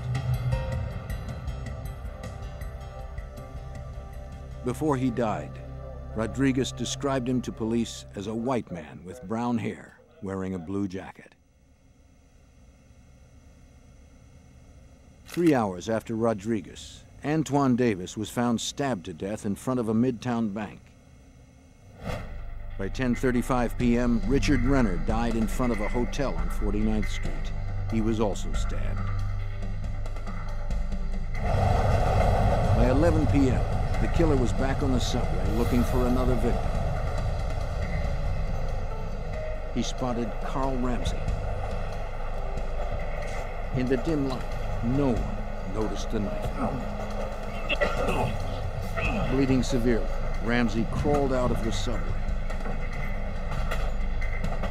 By midnight, he was dead. In less than 24 hours, 4 black men were dead. The New York City press dubbed the killer the Midtown Slasher. The rash of attacks on black men in Manhattan had many similarities to the profile of the .22 caliber killer. New York City investigators called on John Douglas to provide a profile of the slasher. As I did an independent analysis, and when I started to paint a portrait of that person, my goodness, it was just like the Buffalo, New York case as well. We have a subject here approaching his victims, blitz style of attack. There was one major difference. The Midtown Slasher used a knife. The .22 caliber killer used a rifle. Now, we don't have the .22 weapon, but maybe the reason for that is we don't have the .22 weapon because now we're dealing in areas that are very highly populated. If you have a .22 weapon, the sound of this would draw attention to himself. Douglas determined that the signature behavior was identical.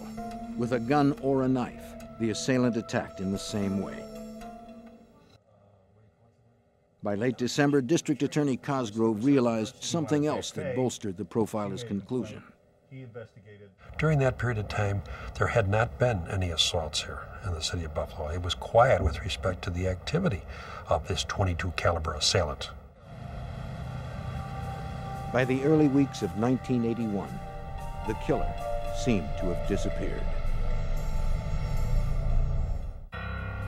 In January of 1981, The FBI and local investigators searched for the .22 caliber killer, wanted for the murders of at least 8 black men in New York City and Buffalo. Following months of investigation, Buffalo detective John Regan and his team were unable to come up with the name of a viable suspect. The case is in limbo and everybody is frustrated. They don't know where to go. We don't have a name. We have no idea. Then out of the blue, there's a call made to the Buffalo Police Department homicide.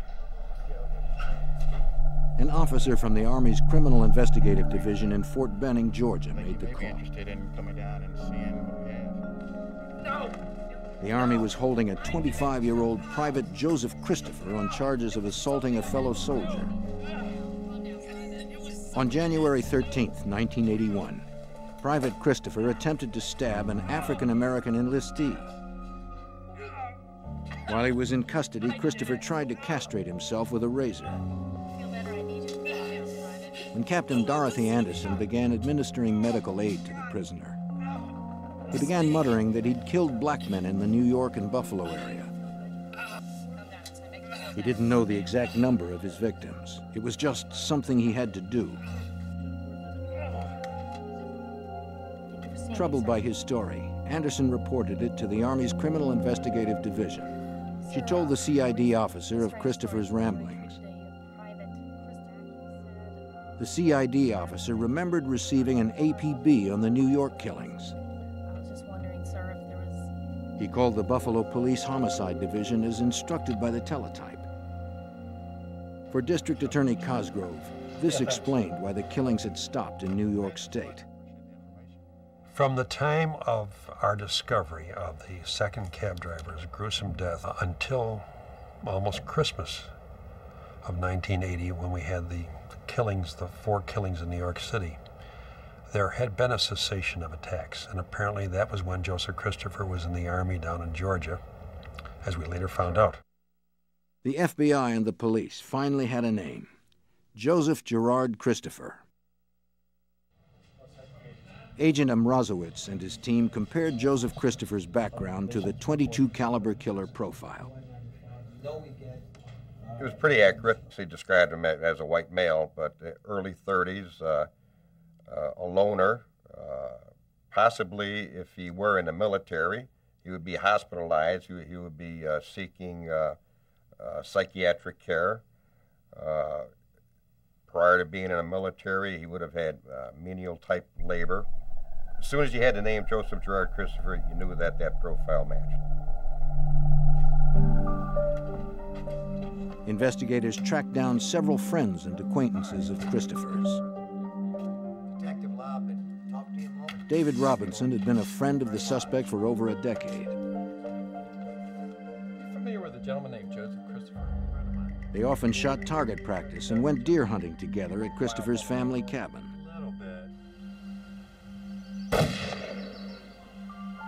He also told investigators that Christopher had a gun collection that his father had left him when he died.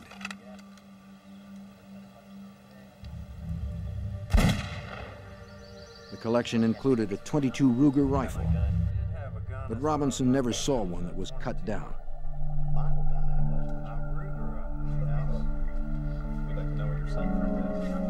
Investigators secured a search warrant for Christopher's last known residence. They arrived at his mother's house in Buffalo, New York on April 22nd, 1981.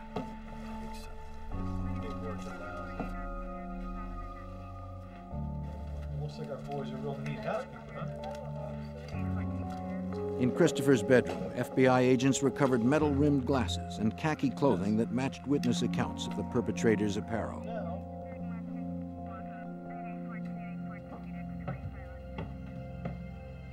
The FBI profile drawn up by John Douglas predicted the .22 caliber killer would be fascinated by guns and the military. The Christopher basement was an underground firing range. Agents found the inherited gun collection and portions of a sawed-off gun barrel. Among the paraphernalia, forensic specialists found boxes of .22 ammunition, a misfired .22 caliber cartridge, along with a rotary magazine. Ballistic specialist Thomas Rowan believed the evidence was significant. Finding the rotary magazine for the 1022 Ruger was an important feature that supported a widely held theory throughout the investigation that the shooter specifically picked something so he could keep the profile of the weapon low enough to fit inside of a paper bag when he conducted these executions of these men on the street. The rotary magazine enabled Christopher to have a full load of ammunition and allowed the sawed-off weapon to remain concealed in a bag without having to reload.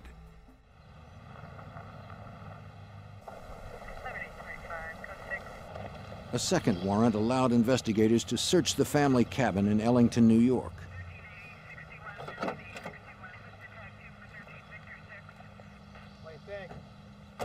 Detectives dug in the spot where Robinson told them he and Christopher shot rifles. The excavation yielded 2 shells, marred with a unique firing pin mark. The same marking was on the shells collected at the crime scenes. Firearms specialists of the Erie County Department of Central Police Services examined the shell casings that were found at the Christopher home and cabin. They compared them to the casings found at the first 4 crime scenes. They concluded that the shells were all fired from the same gun. With this match, Assistant District Attorney John DeFranks was able to get an indictment from a grand jury. The casings spoke for themselves. Put the casing under the microscope, you had your evidence. It couldn't be altered or tainted. Joseph Christopher was extradited from Georgia and returned to Buffalo, New York to stand trial. Officers fitted Christopher with a ski mask to prevent witnesses from identifying him through the media. We put a mask on him for purposes of preventing potential witnesses from observing his face on the television and then basing their identification on that rather than upon their own recollection. Okay. All right, thank you, Ms. Gorney, for coming down. One of those key witnesses was Madonna Gorney. She had seen the .22 caliber killer the first night he struck in the parking lot of the supermarket. On May 5th, 1981, she confronted Joseph Christopher in a lineup. It was a little scary. I was concerned with the possibility of being actually anyone in the lineup being able to see us who were there to identify someone in the lineup. Gorney was protected by the bright lights that shone in the eyes of the subjects. She was able to identify Christopher in 2 different lineups. Agents and local police felt certain that they had the .22 caliber killer. Questions of Christopher's mental competency delayed the trial. In December 1981, a judge pronounced Joseph Christopher mentally incompetent to stand trial. He was committed to the Mid-Hudson State Psychiatric Center where he received treatment. On February 17, 1982, Christopher was deemed fit for prosecution. The trial began on April 6, 1982. The community watched every step the prosecution took. The media reported this entire case on a day-to-day basis, sometimes on a minute-by-minute basis. It was good for the community because they wanted answers, they wanted information. And it was good for us because it began to convince the community that we had the right individual and that their fears could be somewhat allayed. The state jury found Joseph Christopher guilty for the murders of Glenn Dunn, Harold Green, and Emmanuel Thomas. He was sentenced to 60 years to life imprisonment. Prosecutors never tried him for the Manhattan knifings. One question still remained. Was Christopher also the taxicab slasher? Though the FBI profile excluded Christopher as the suspect, he later revealed details of the cab driver's wounds that only the killer could have known. We wanted to make sure here in Buffalo and Erie County that we didn't We satisfied the community's need for professionalism, thoroughness, competence, and all the other things that the community expects of its policemen and prosecutors. And we were able to satisfy that need because we were successful. Through science and good detective work, Joseph Christopher would never be free to kill again. He spent the rest of his life behind bars until his death, curiously, from a rare form of male breast cancer at the age of 37. In New York in the 1980s, the emergence of crack cocaine brought a new wave of violence. Drug dealers robbed and killed as they scrambled for power. Ordinary citizens were victimized. Even children were not immune. The FBI joined forces with the New York City police to take back the streets. Their best weapon against deadly drug gangs was the C-11 squad.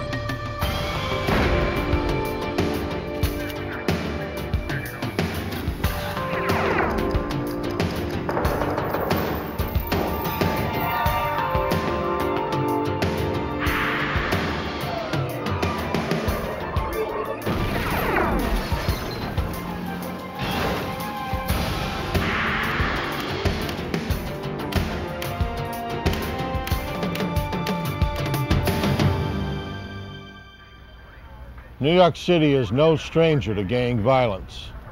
But when a 12-year-old child was kidnapped, the gangs had crossed the line. Law enforcement raced to find the missing boy before it was too late. I'm Jim Kallstrom, former head of the FBI's New York office. Agents would have to infiltrate the secretive world of a vicious gang to stop the murderous exploits of a drug lord.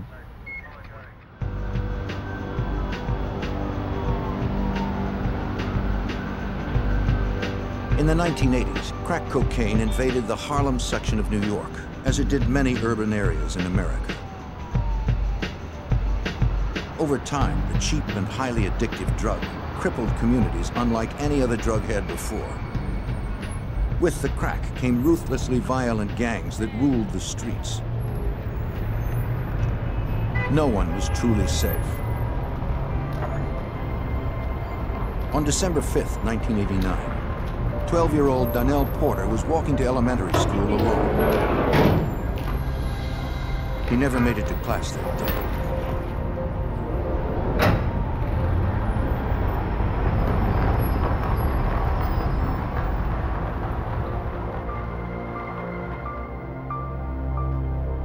When he didn't arrive home after school, his family worried.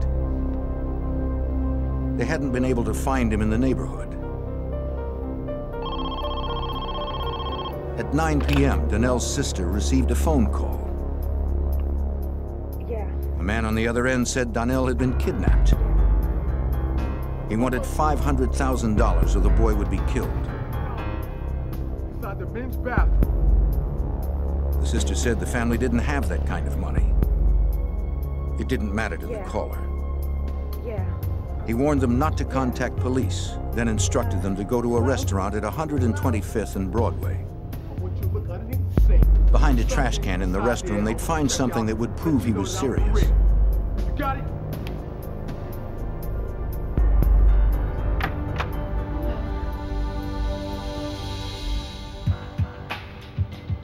A family friend went to the restaurant so the Porters could stay by the phone.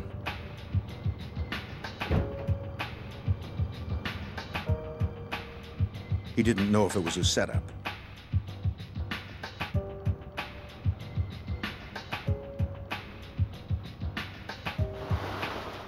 Following the kidnapper's orders, he checked behind the trash container and found a coffee can.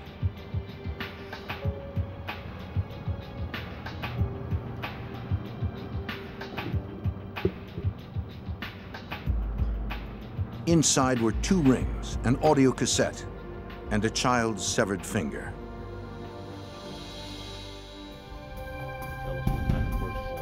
Donnell was hurt and could be bleeding to death. Despite being warned not to, the family called the New York City police.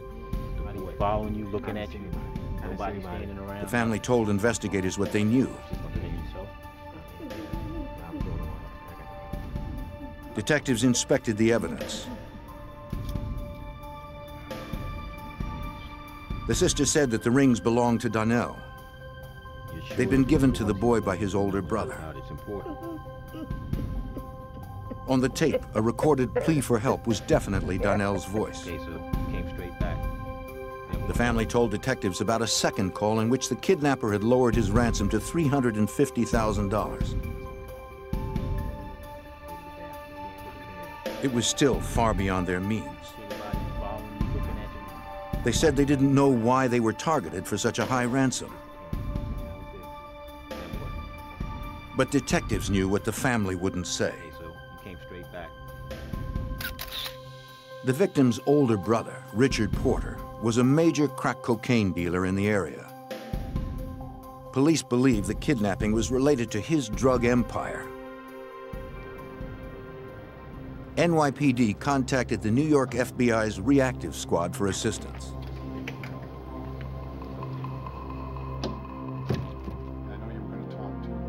Special Agent David Higgins, a narcotics expert, was asked to provide more intelligence on Richard Porter. Anything they got, any of them. Richard Porter, then about 25 years of age, was a well-known crack dealer whose activities took place in central Harlem. He was one of those individuals who got in early on the crack trade in New York, and he had created a significant drug empire in central Harlem. Richard Porter had made millions of dollars selling crack on New York's streets. Detectives knew where his turf was. What's going on, man? It didn't take long to find Porter. Detectives recognized the person he was with as his drug-running partner, Alpo Martinez. This visit wasn't about drugs. It was about finding Donnell.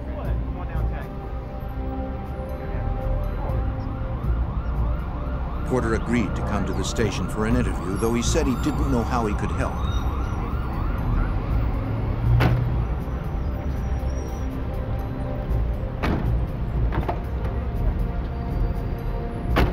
Look, guys, I don't know anything. Police knew Porter was very close to Donnell, but he claimed to know nothing about who was behind his brother's kidnapping.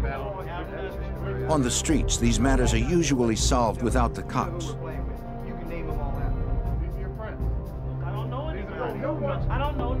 Though Porter most likely held the key to finding Donnell, he was in no position to talk to authorities.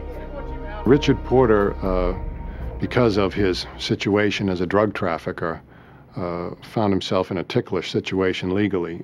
It would have been difficult for him to cooperate directly with law enforcement. I believe he attempted to handle this situation on his own to some extent.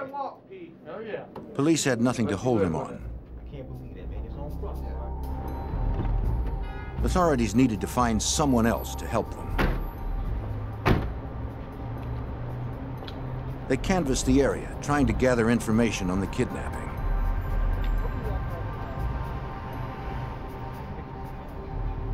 In such a close-knit neighborhood, someone had to have heard something about Donnell.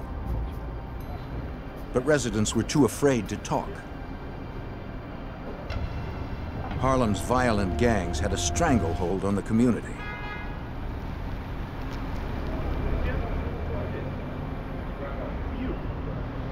Detectives were left with nothing.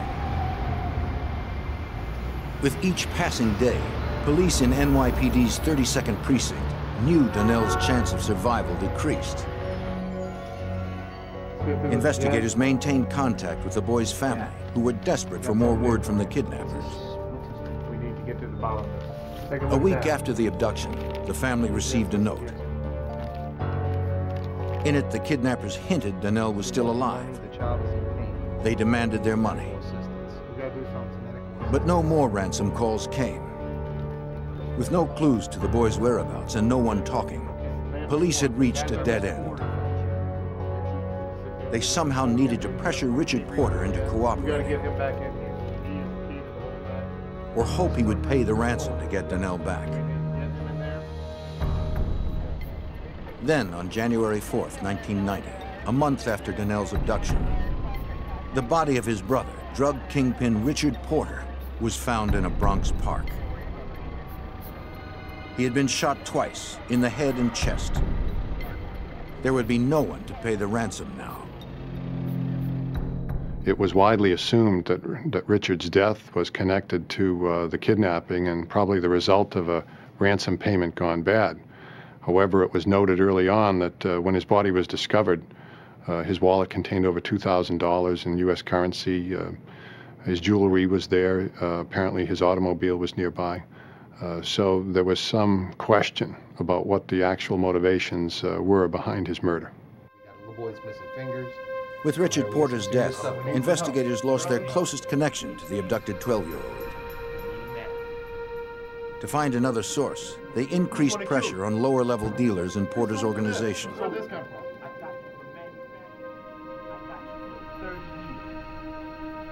Facing drug charges, they were offered leniency in exchange for information. Some said Porter's partner, Alpo Martinez, could be involved. Others claimed an infamous Harlem gang called the Preacher Crew might be. But none offered direct leads to the crime. 3 weeks later, a boy's body was recovered in the same Bronx park where Richard Porter was found. His family identified the body of Donnell Porter.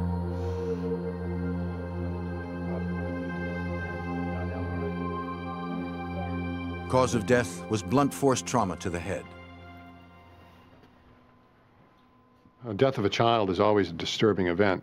There's a 12-year-old boy, he's on the way to public school. He's kidnapped, tortured. He's heard on the tape cassette crying for help from his family. Donnell's murder stunned the entire Harlem community, even though violence was a daily occurrence there. At the time, Sergeant James Marr worked NYPD's notorious 32nd Precinct, where Donnell lived.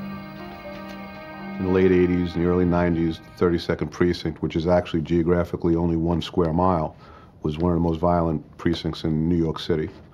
They averaged in the area of the upper 60s to low 70s of homicides a year, and added on to that were shootings, several hundred shootings, that the people didn't die. In response to the increased violence in the city, a task force called the C-11 Squad had been formed at the FBI's New York field office. Detectives from the 32nd Precinct and FBI agents were assigned to the squad. C-11 was created to address these entrenched criminal conspiracy groups in the city of New York. The locals brought their knowledge of the streets, the knowledge of the subjects involved to the table. The federal agents brought along with them the access to the federal courts, which included the access to the federal sentencing guidelines in the United States Attorney's Office. After the murder of Donnell Porter, they knew they had to take back the streets. C-11 would first go after Alpo Martinez, Richard Porter's partner. The problem is here, we haven't. If their partnership had unraveled, he would have had the most to gain from extorting Richard Porter and killing him. We're still working on some surveillance. A year earlier, a warrant had been sworn out for his arrest on drug charges. But when Martinez couldn't be found, federal prosecutors had to drop the warrant. In police computers, the C-11 squad flagged the names of known associates of Alpo Martinez. If any were arrested, they would be notified.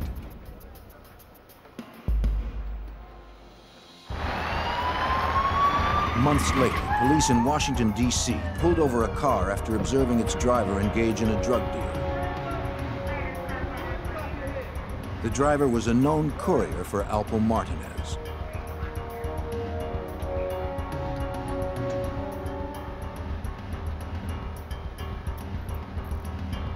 Police found a large amount of crack and thousands of dollars in his car.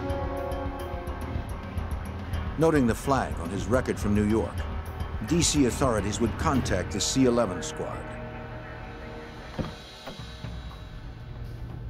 After the courier was sentenced to 20 years to life on drug charges, C-11 agents had him transported to New York for an interview. I want some information about him because we want... An agent explained that under federal law, his sentence could be reviewed if he cooperated with authorities. You're just making this difficult on yourself. Where does he... All I know... He told what he knew about Martinez and Porter's East Coast drug operation. Drugs would be distributed both in New York City by Richard Porter and in Washington, D.C. by Alpo Martinez. While in Washington, D.C., Martinez allied himself with individuals that he found to be strong on the street, if you will, in order to protect his drug operation in Washington, D.C. And it was not unusual for literally sea bags worth of U.S. currency to be shipped out of Northern Virginia and Washington, D.C. up into the Porter neighborhood at 132nd and 7th Avenue in New York City. It was enough for a renewed arrest warrant on Alpo Martinez. Agents canvassed the neighborhood, talking to people who knew Martinez.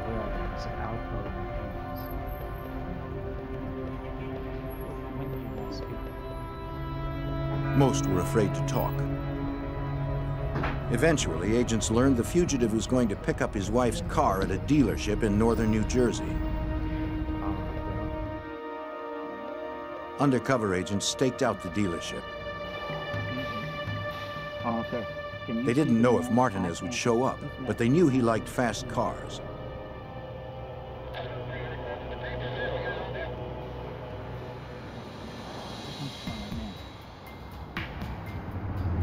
That afternoon, a sports car pulled up. They watched a passenger get out, but it wasn't Martinez. There he goes. He's going over to the building. I'm coming over. Agents couldn't tell if the fugitive was driving. They had to risk a closer look. If they could arrest Martinez, it might help solve the murders of Richard Porter and his 12-year-old brother, Donnell. An agent visually identified Martinez as the driver. He radioed a go-ahead signal. But before the arrest team could respond, Martinez spun away. Agents gave chase, but the fugitive disappeared into heavy traffic.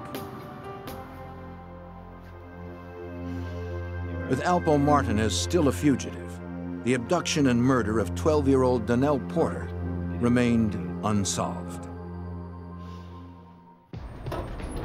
The abduction and murder of 12-year-old Donnell Porter showed that Harlem's drug violence was out of control. The FBI's C-11 squad knew the murder was connected to the boy's brother, crack dealer Richard Porter. But Porter himself had been killed. C-11 believed finding Porter's partner, Alpo Martinez, would provide answers. But in 1991, Martinez had eluded an FBI undercover operation. From the incident, the FBI got his license plate number and alerted New York police to be on the lookout for the vehicle.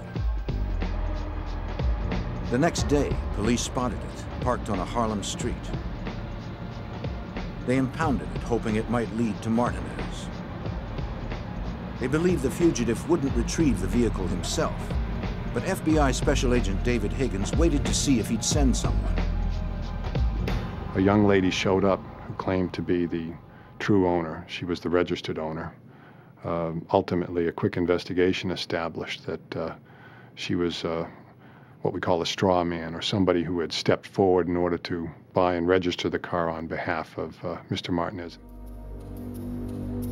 Martinez was nowhere to be found in New York.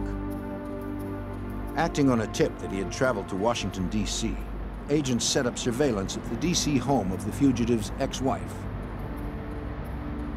In the early hours of November 7th, 1991, they spotted Martinez getting into his ex-wife's vehicle.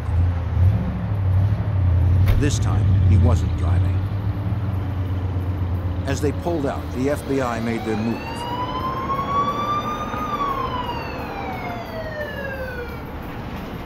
The fugitive's ex-wife pulled over.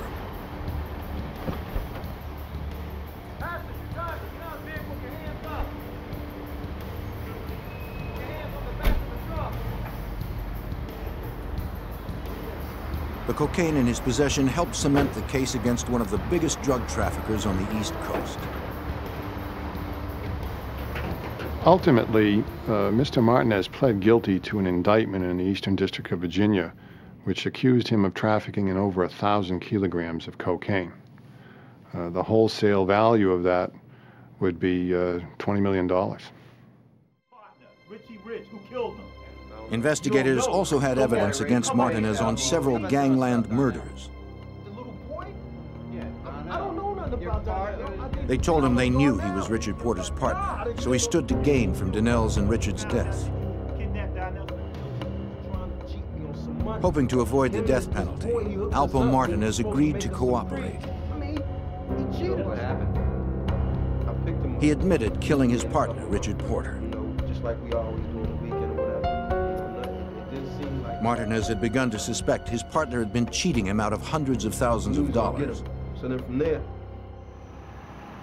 He said that more than a year earlier, on January 4th, 1990, he and an associate had taken Richard Porter for a ride. Almost immediately, Martinez and the associate each shot him. They dumped his body in the Bronx Park, where it was found the next day. Talking about it, kill my kid. I don't know. Martinez swore it was just about missing drug money. Yo, I didn't kill no It had nothing to do with Donnell Porter's kidnapping and murder.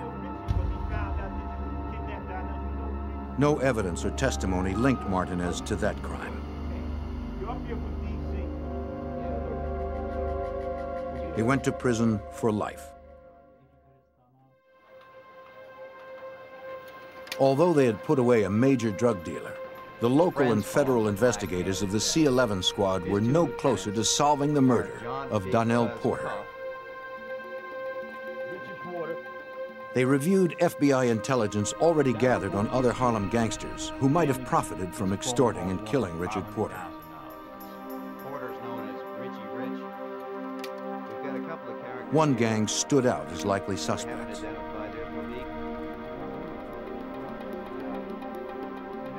They were known as the Preacher Crew. The gang's leader was Clarence Preacher Heatley. FBI Special Agent Joe Walsh, formerly of the C-11 squad, knew the Preacher and his crew were well entrenched and very dangerous. Preacher Crew was the established crew in the neighborhood, for a long time. Preacher had been kicking around the streets of Harlem since the early 70s, and everybody knew him by his nickname, the Black Hand of Death, and everybody was deathly afraid of him. NYPD Sergeant James Marr of the C-11 squad learned the Preacher had a reputation for violence. But the gangster was an elusive figure in Harlem. You could walk up to anybody in the 32nd precinct, no matter how church-going they are, no matter whether they're businessmen or local drug dealers, they all have a Preacher story. They all know who Preacher is. Ask any of them to describe Preacher to you, or a majority of them, they're not going to be able to. Because this guy was an infamous legend in Harlem. The players in Harlem's drug underworld had carved up the area into zones. Each block, each alley was the established turf of a single dealer.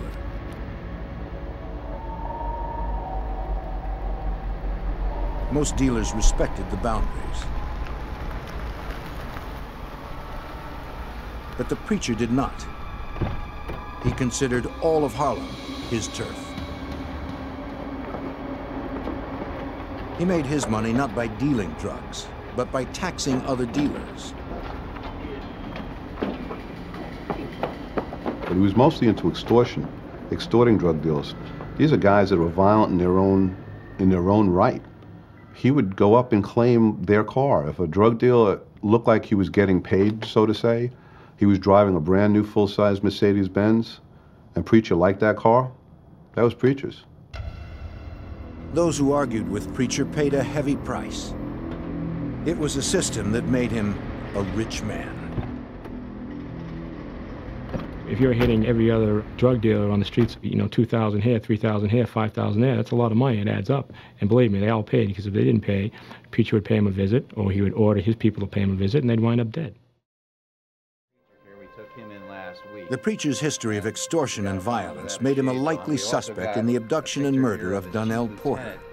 John Cuff. C-11 had outlined the basic structure of the preacher crew. Including some of his other main guys in his crew. The preacher's main lieutenant was a man named John Cuff. He was a particularly dangerous criminal, according to C-11's detective Vinnie Flynn. John Cuff was an ex-New York City housing cop. As a cop, he provided protection and bodyguard work for Preacher. So if they were driving through the neighborhood and were stopped, John Cuff had a shield where he would probably be let go and not given a summons or anything further would happen. John Cuff had a reputation of one to be feared, very violent person. Yet no evidence linked either man to Donnell Porter. Though C-11 suspected Preacher was involved in the deadly kidnapping, he probably didn't commit it himself.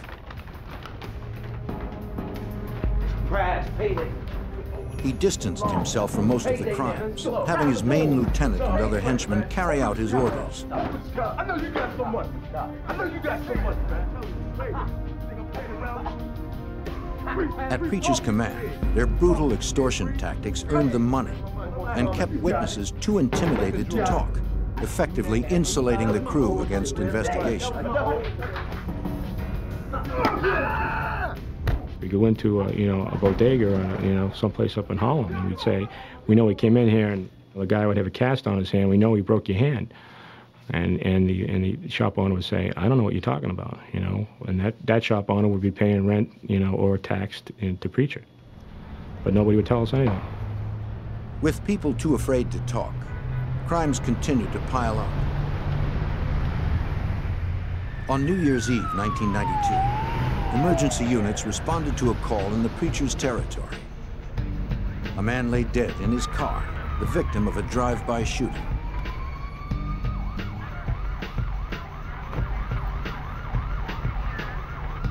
His family survived the harrowing ordeal.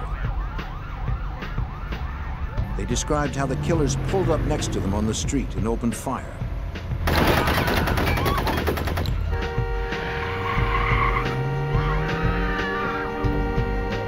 They claimed they didn't know who did it or why.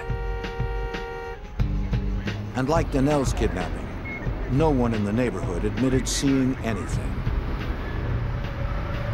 It was another tragic killing in Harlem that might go unsolved. The C-11 squad had to breach the area's violently enforced code of silence and finally get insiders to talk. A shocking drive-by shooting was added to the list of unsolved murders in Harlem. With witnesses too afraid to cooperate with police, the case was open for 2 years. Then in 1994, the C-11 squad found a witness who told them the shooter was a Preacher crew member named Malik. Detective Vinnie Flynn learned that Malik had a violent reputation. He became a so-called director of security for the Preacher organization. He was in charge of the group of members who were known as the janitors. The janitors were the people that had to clean up the problems or the mess of the family. And you couldn't be a janitor unless you killed somebody. To get more on Malik and the Preacher crew, C-11 tried to send in undercover officers.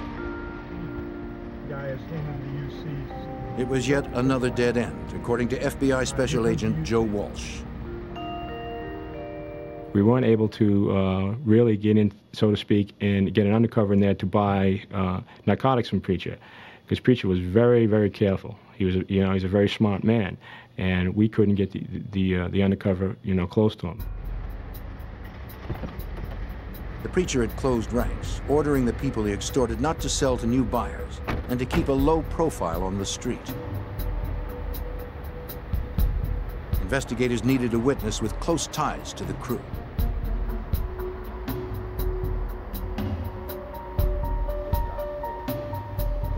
They He distributed business cards, hoping one would find its way to an insider willing to talk.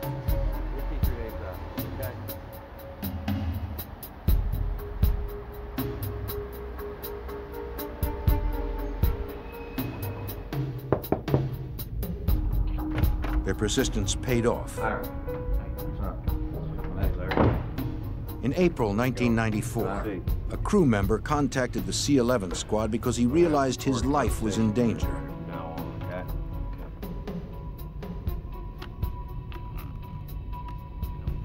He said the preacher had started going after his own crew members.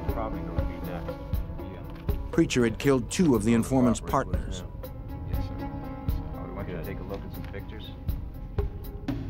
Fearing he was next, he asked Sergeant James Marr for protection. It was a stone-cold killer himself who became an informant that was so fearful of Preacher and of being killed like his partners had that he came to me, that he came to us, that he gave us information on specific crimes, that he talked about crimes that had been unsolved for years. Investigators were frustrated that the informant knew nothing of 12-year-old Donnell Porter's kidnapping and murder. But he did give investigators their first specific insider information about Preacher Heatley's organization. He mentioned a killing basement that the crew used as a meeting place and execution chamber.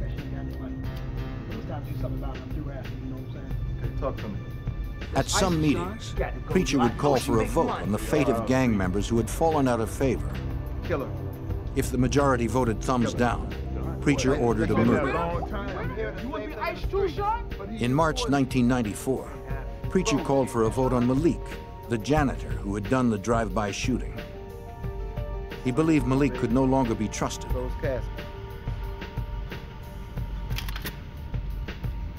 The vote was thumbs down.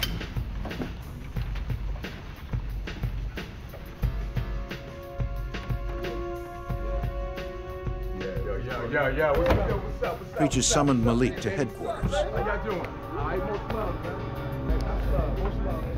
Most love, man. Most love. How you doing? I ain't seen you in a long time. What you been at, man? Most love. Know it, man. How it is? Malik thought he was there to take part in the beating of a crew member that he had had problems with in the past. Jay, I know he's slinging, man. All right? Word. Not realizing he was the real target, Malik was excited when others invited him to the basement.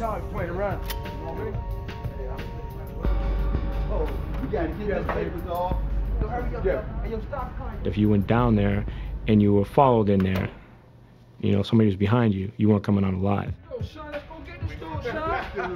Let's go get him. We're gonna do this to you, man. Real, yo. Yo, oh shit. Priest, what's up, man? What's up, man? What's up? What you doing? Oh, man. Yo, Preacher, man, come on, man. Preacher told Malik he had to die. He was gaining too much influence within the organization. Preacher wouldn't tolerate it. Malik pleaded for his life. But the order had been given. Grab the saw, Sean. Clean him up. At Preacher's command, other janitors used a circular saw to dismember Malik.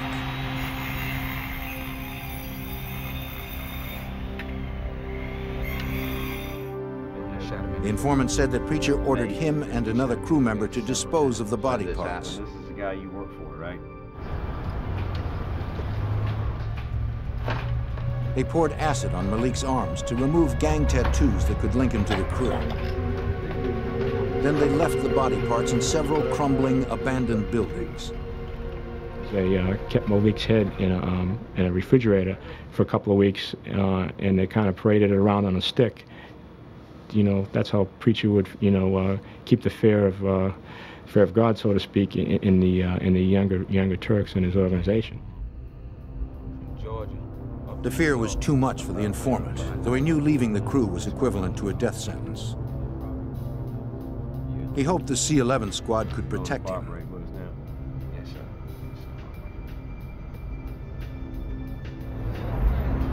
It didn't take long for word to get back to the Preacher that the informant had cooperated.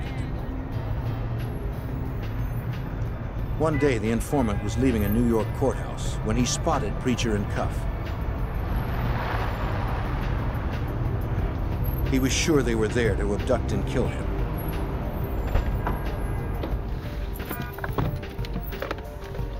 He went to his car and called his C-11 handlers.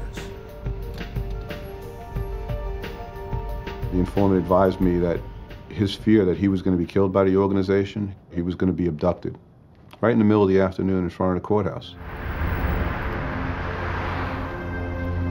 The agents of C-11 rushed to stop another murder in the preacher's territory. I'm scared to death. A former member of the preacher crew feared the gang was out to kill him for cooperating with authorities.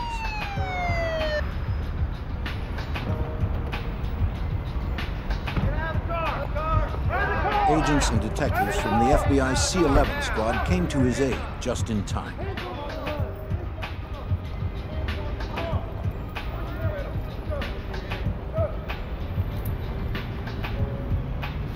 They arrested Maine Lieutenant John Cuff and the crew leader himself, Clarence Preacher Heatley.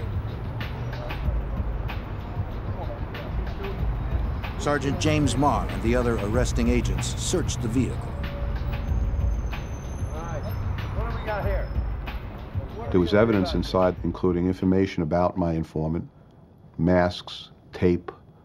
It was apparent at the time that my informant's feelings were right. He was going to be abducted that day.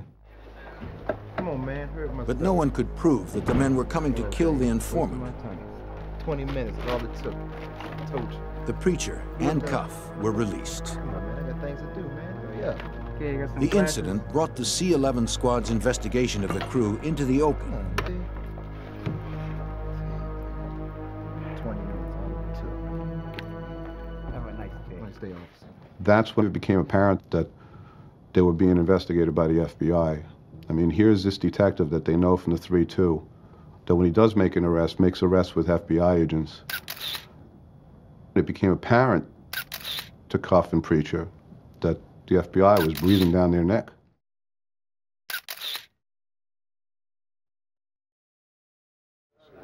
Preacher further insulated himself. The FBI would have to get him by going after his organization. To prosecute, they would use federal racketeering statutes known as RICO. Originally designed to bring down organized crime families, RICO requires that strict criteria are met, according to FBI Special Agent Joe Walsh. You have to have your organization, you have to have your leader, which in this case was Preacher, and he has to have 5 or more people working underneath him, you know, to facilitate the conspiracy of the organization. But you also need 3 predicate offenses, 3 federal offenses. The C-11 investigators surveilled the Preacher crew, gathering evidence on offenses to support the RICO case. They noticed unrest within the gang.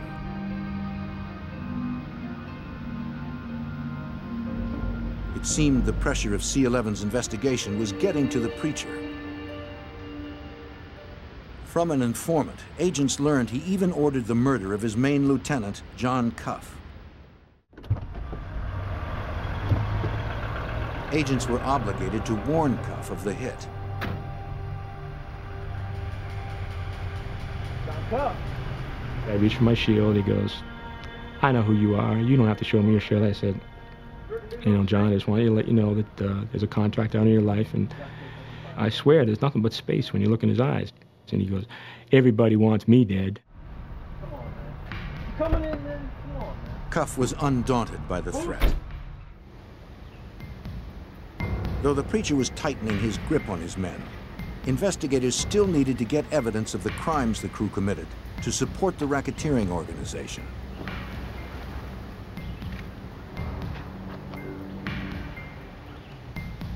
As more buyers and sellers were arrested, some agreed to cooperate, helping to outline the group in detail, according to Detective Vinnie Flynn. We obtained informants through narcotics investigations, arrests made by the 3-2 precinct and the 3-2 detective squad, through information they developed and informants they developed.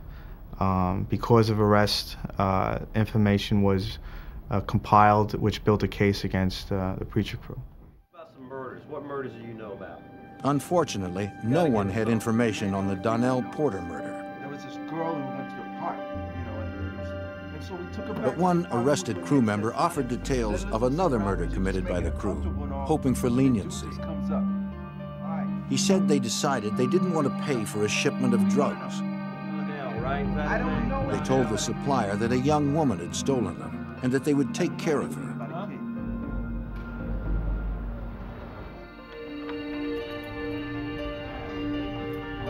She was a single mother who sometimes worked as a courier for the crew. Did you see them?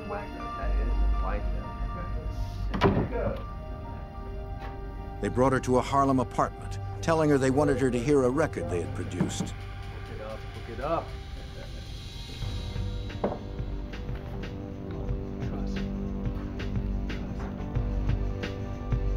She hadn't stolen any drugs. That didn't matter to the crew.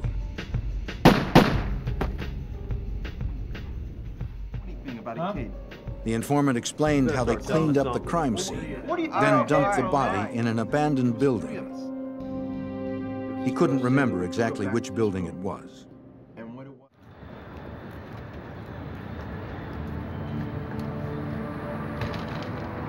In August 1996, after more than 5 years of meticulous investigation, the U.S. Attorney's Office of the Southern District of New York decided they had enough for indictments and arrests on federal RICO charges.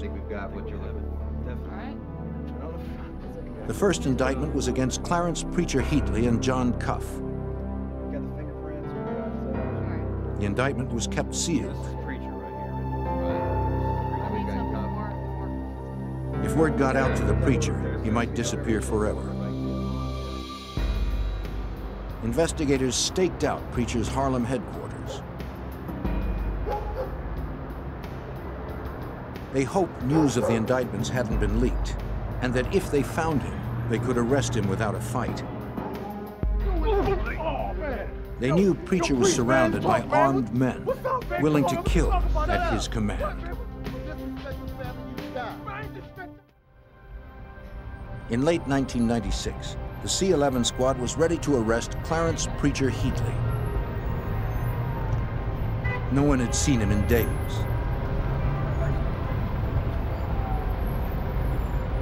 On August 12th, he emerged from his headquarters building. Detectives made sure he was alone, then moved in. Preacher, drop the phone! Drop the phone! Drop the phone! Let me see your hands! Get on the car! Get on the car! Get on the car! Hands on the car! As he was arrested, the elusive gang leader remained relaxed and confident. As soon as he was in custody, other teams arrested his main lieutenant, John Cuff. 2 months later, 15 more Preacher crew members were indicted. Arrest teams prepared for simultaneous takedowns. They had to strike fast, full force, to arrest gang members safely. Detective Vinnie Flynn and other C-11 investigators developed more cooperating witnesses among the arrested crew members. Once people were arrested and being prosecuted, they agreed to cooperate, and they felt that they were used by the Preacher crew, and felt that if, in some cases, if they didn't participate, they would have been killed too. So this was their way out of the Preacher crew and from under Clarence Heatley's control. Investigators learned in which Harlem buildings the crew dumped some of their victims. Finding physical evidence was crucial in order to prosecute the RICO case. One building was a shell, partially collapsed on the inside, further complicating the retrieval. After days of excavating tons of rubble, a body was discovered. Lab examiners determined it was the body of the young mother who had been killed as a cover for stolen drugs.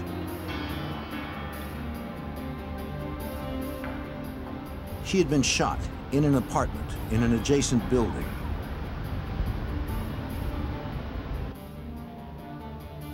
evidence response teams checked the apartment. That's the apartment where they kept Malik's head. And in the refrigerator, there was a lot of blood still left in the apartment. And inside the refrigerator, there was Malik's blood from where they kept his head. They were able to trace that at the lab. Malik and several others had been killed in the basement of the preacher's headquarters. Crime scene technicians processed the basement. Arrested crew members said Preacher had them scrub the place with boric acid after each killing. Most of the basement was clean. Oh, yeah. Yeah, there you go. Right.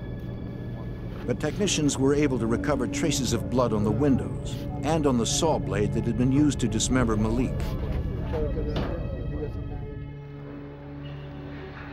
But the investigation was not over. The abduction and murder of young Donnell Porter was still unsolved. Come on in, gentlemen. Have a seat.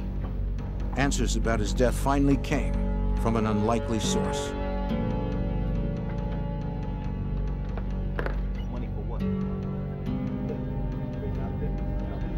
An assistant district attorney convinced the boy's uncle, preacher crew member John Apple Porter, to come in to talk.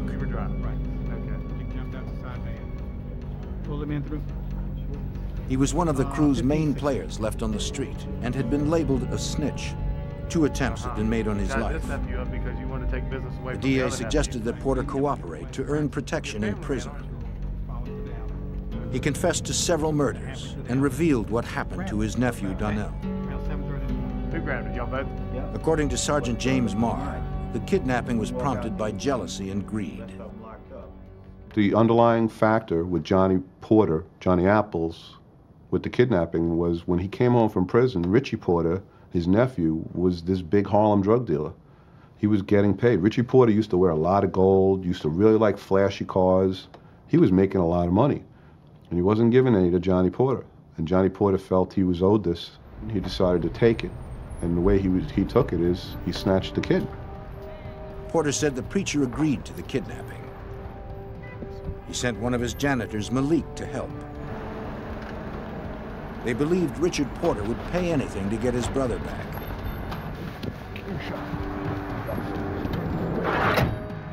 No.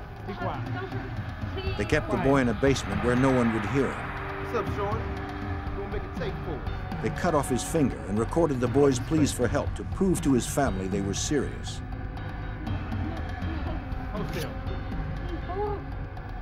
Apple and Preacher hoped for $500,000, enough to set Apple up in his own drug trade and enough to cripple Richard Porter.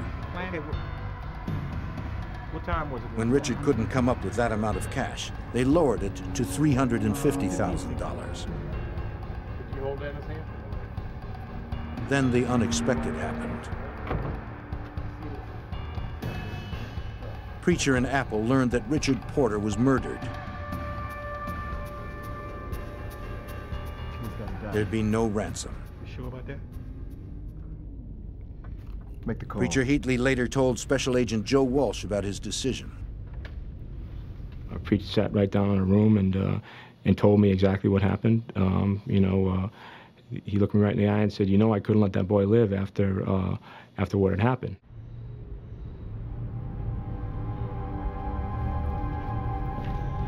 Yeah. John Porter insisted that it was Malik who actually did the killing. Malik was later killed and dismembered at the preacher's command.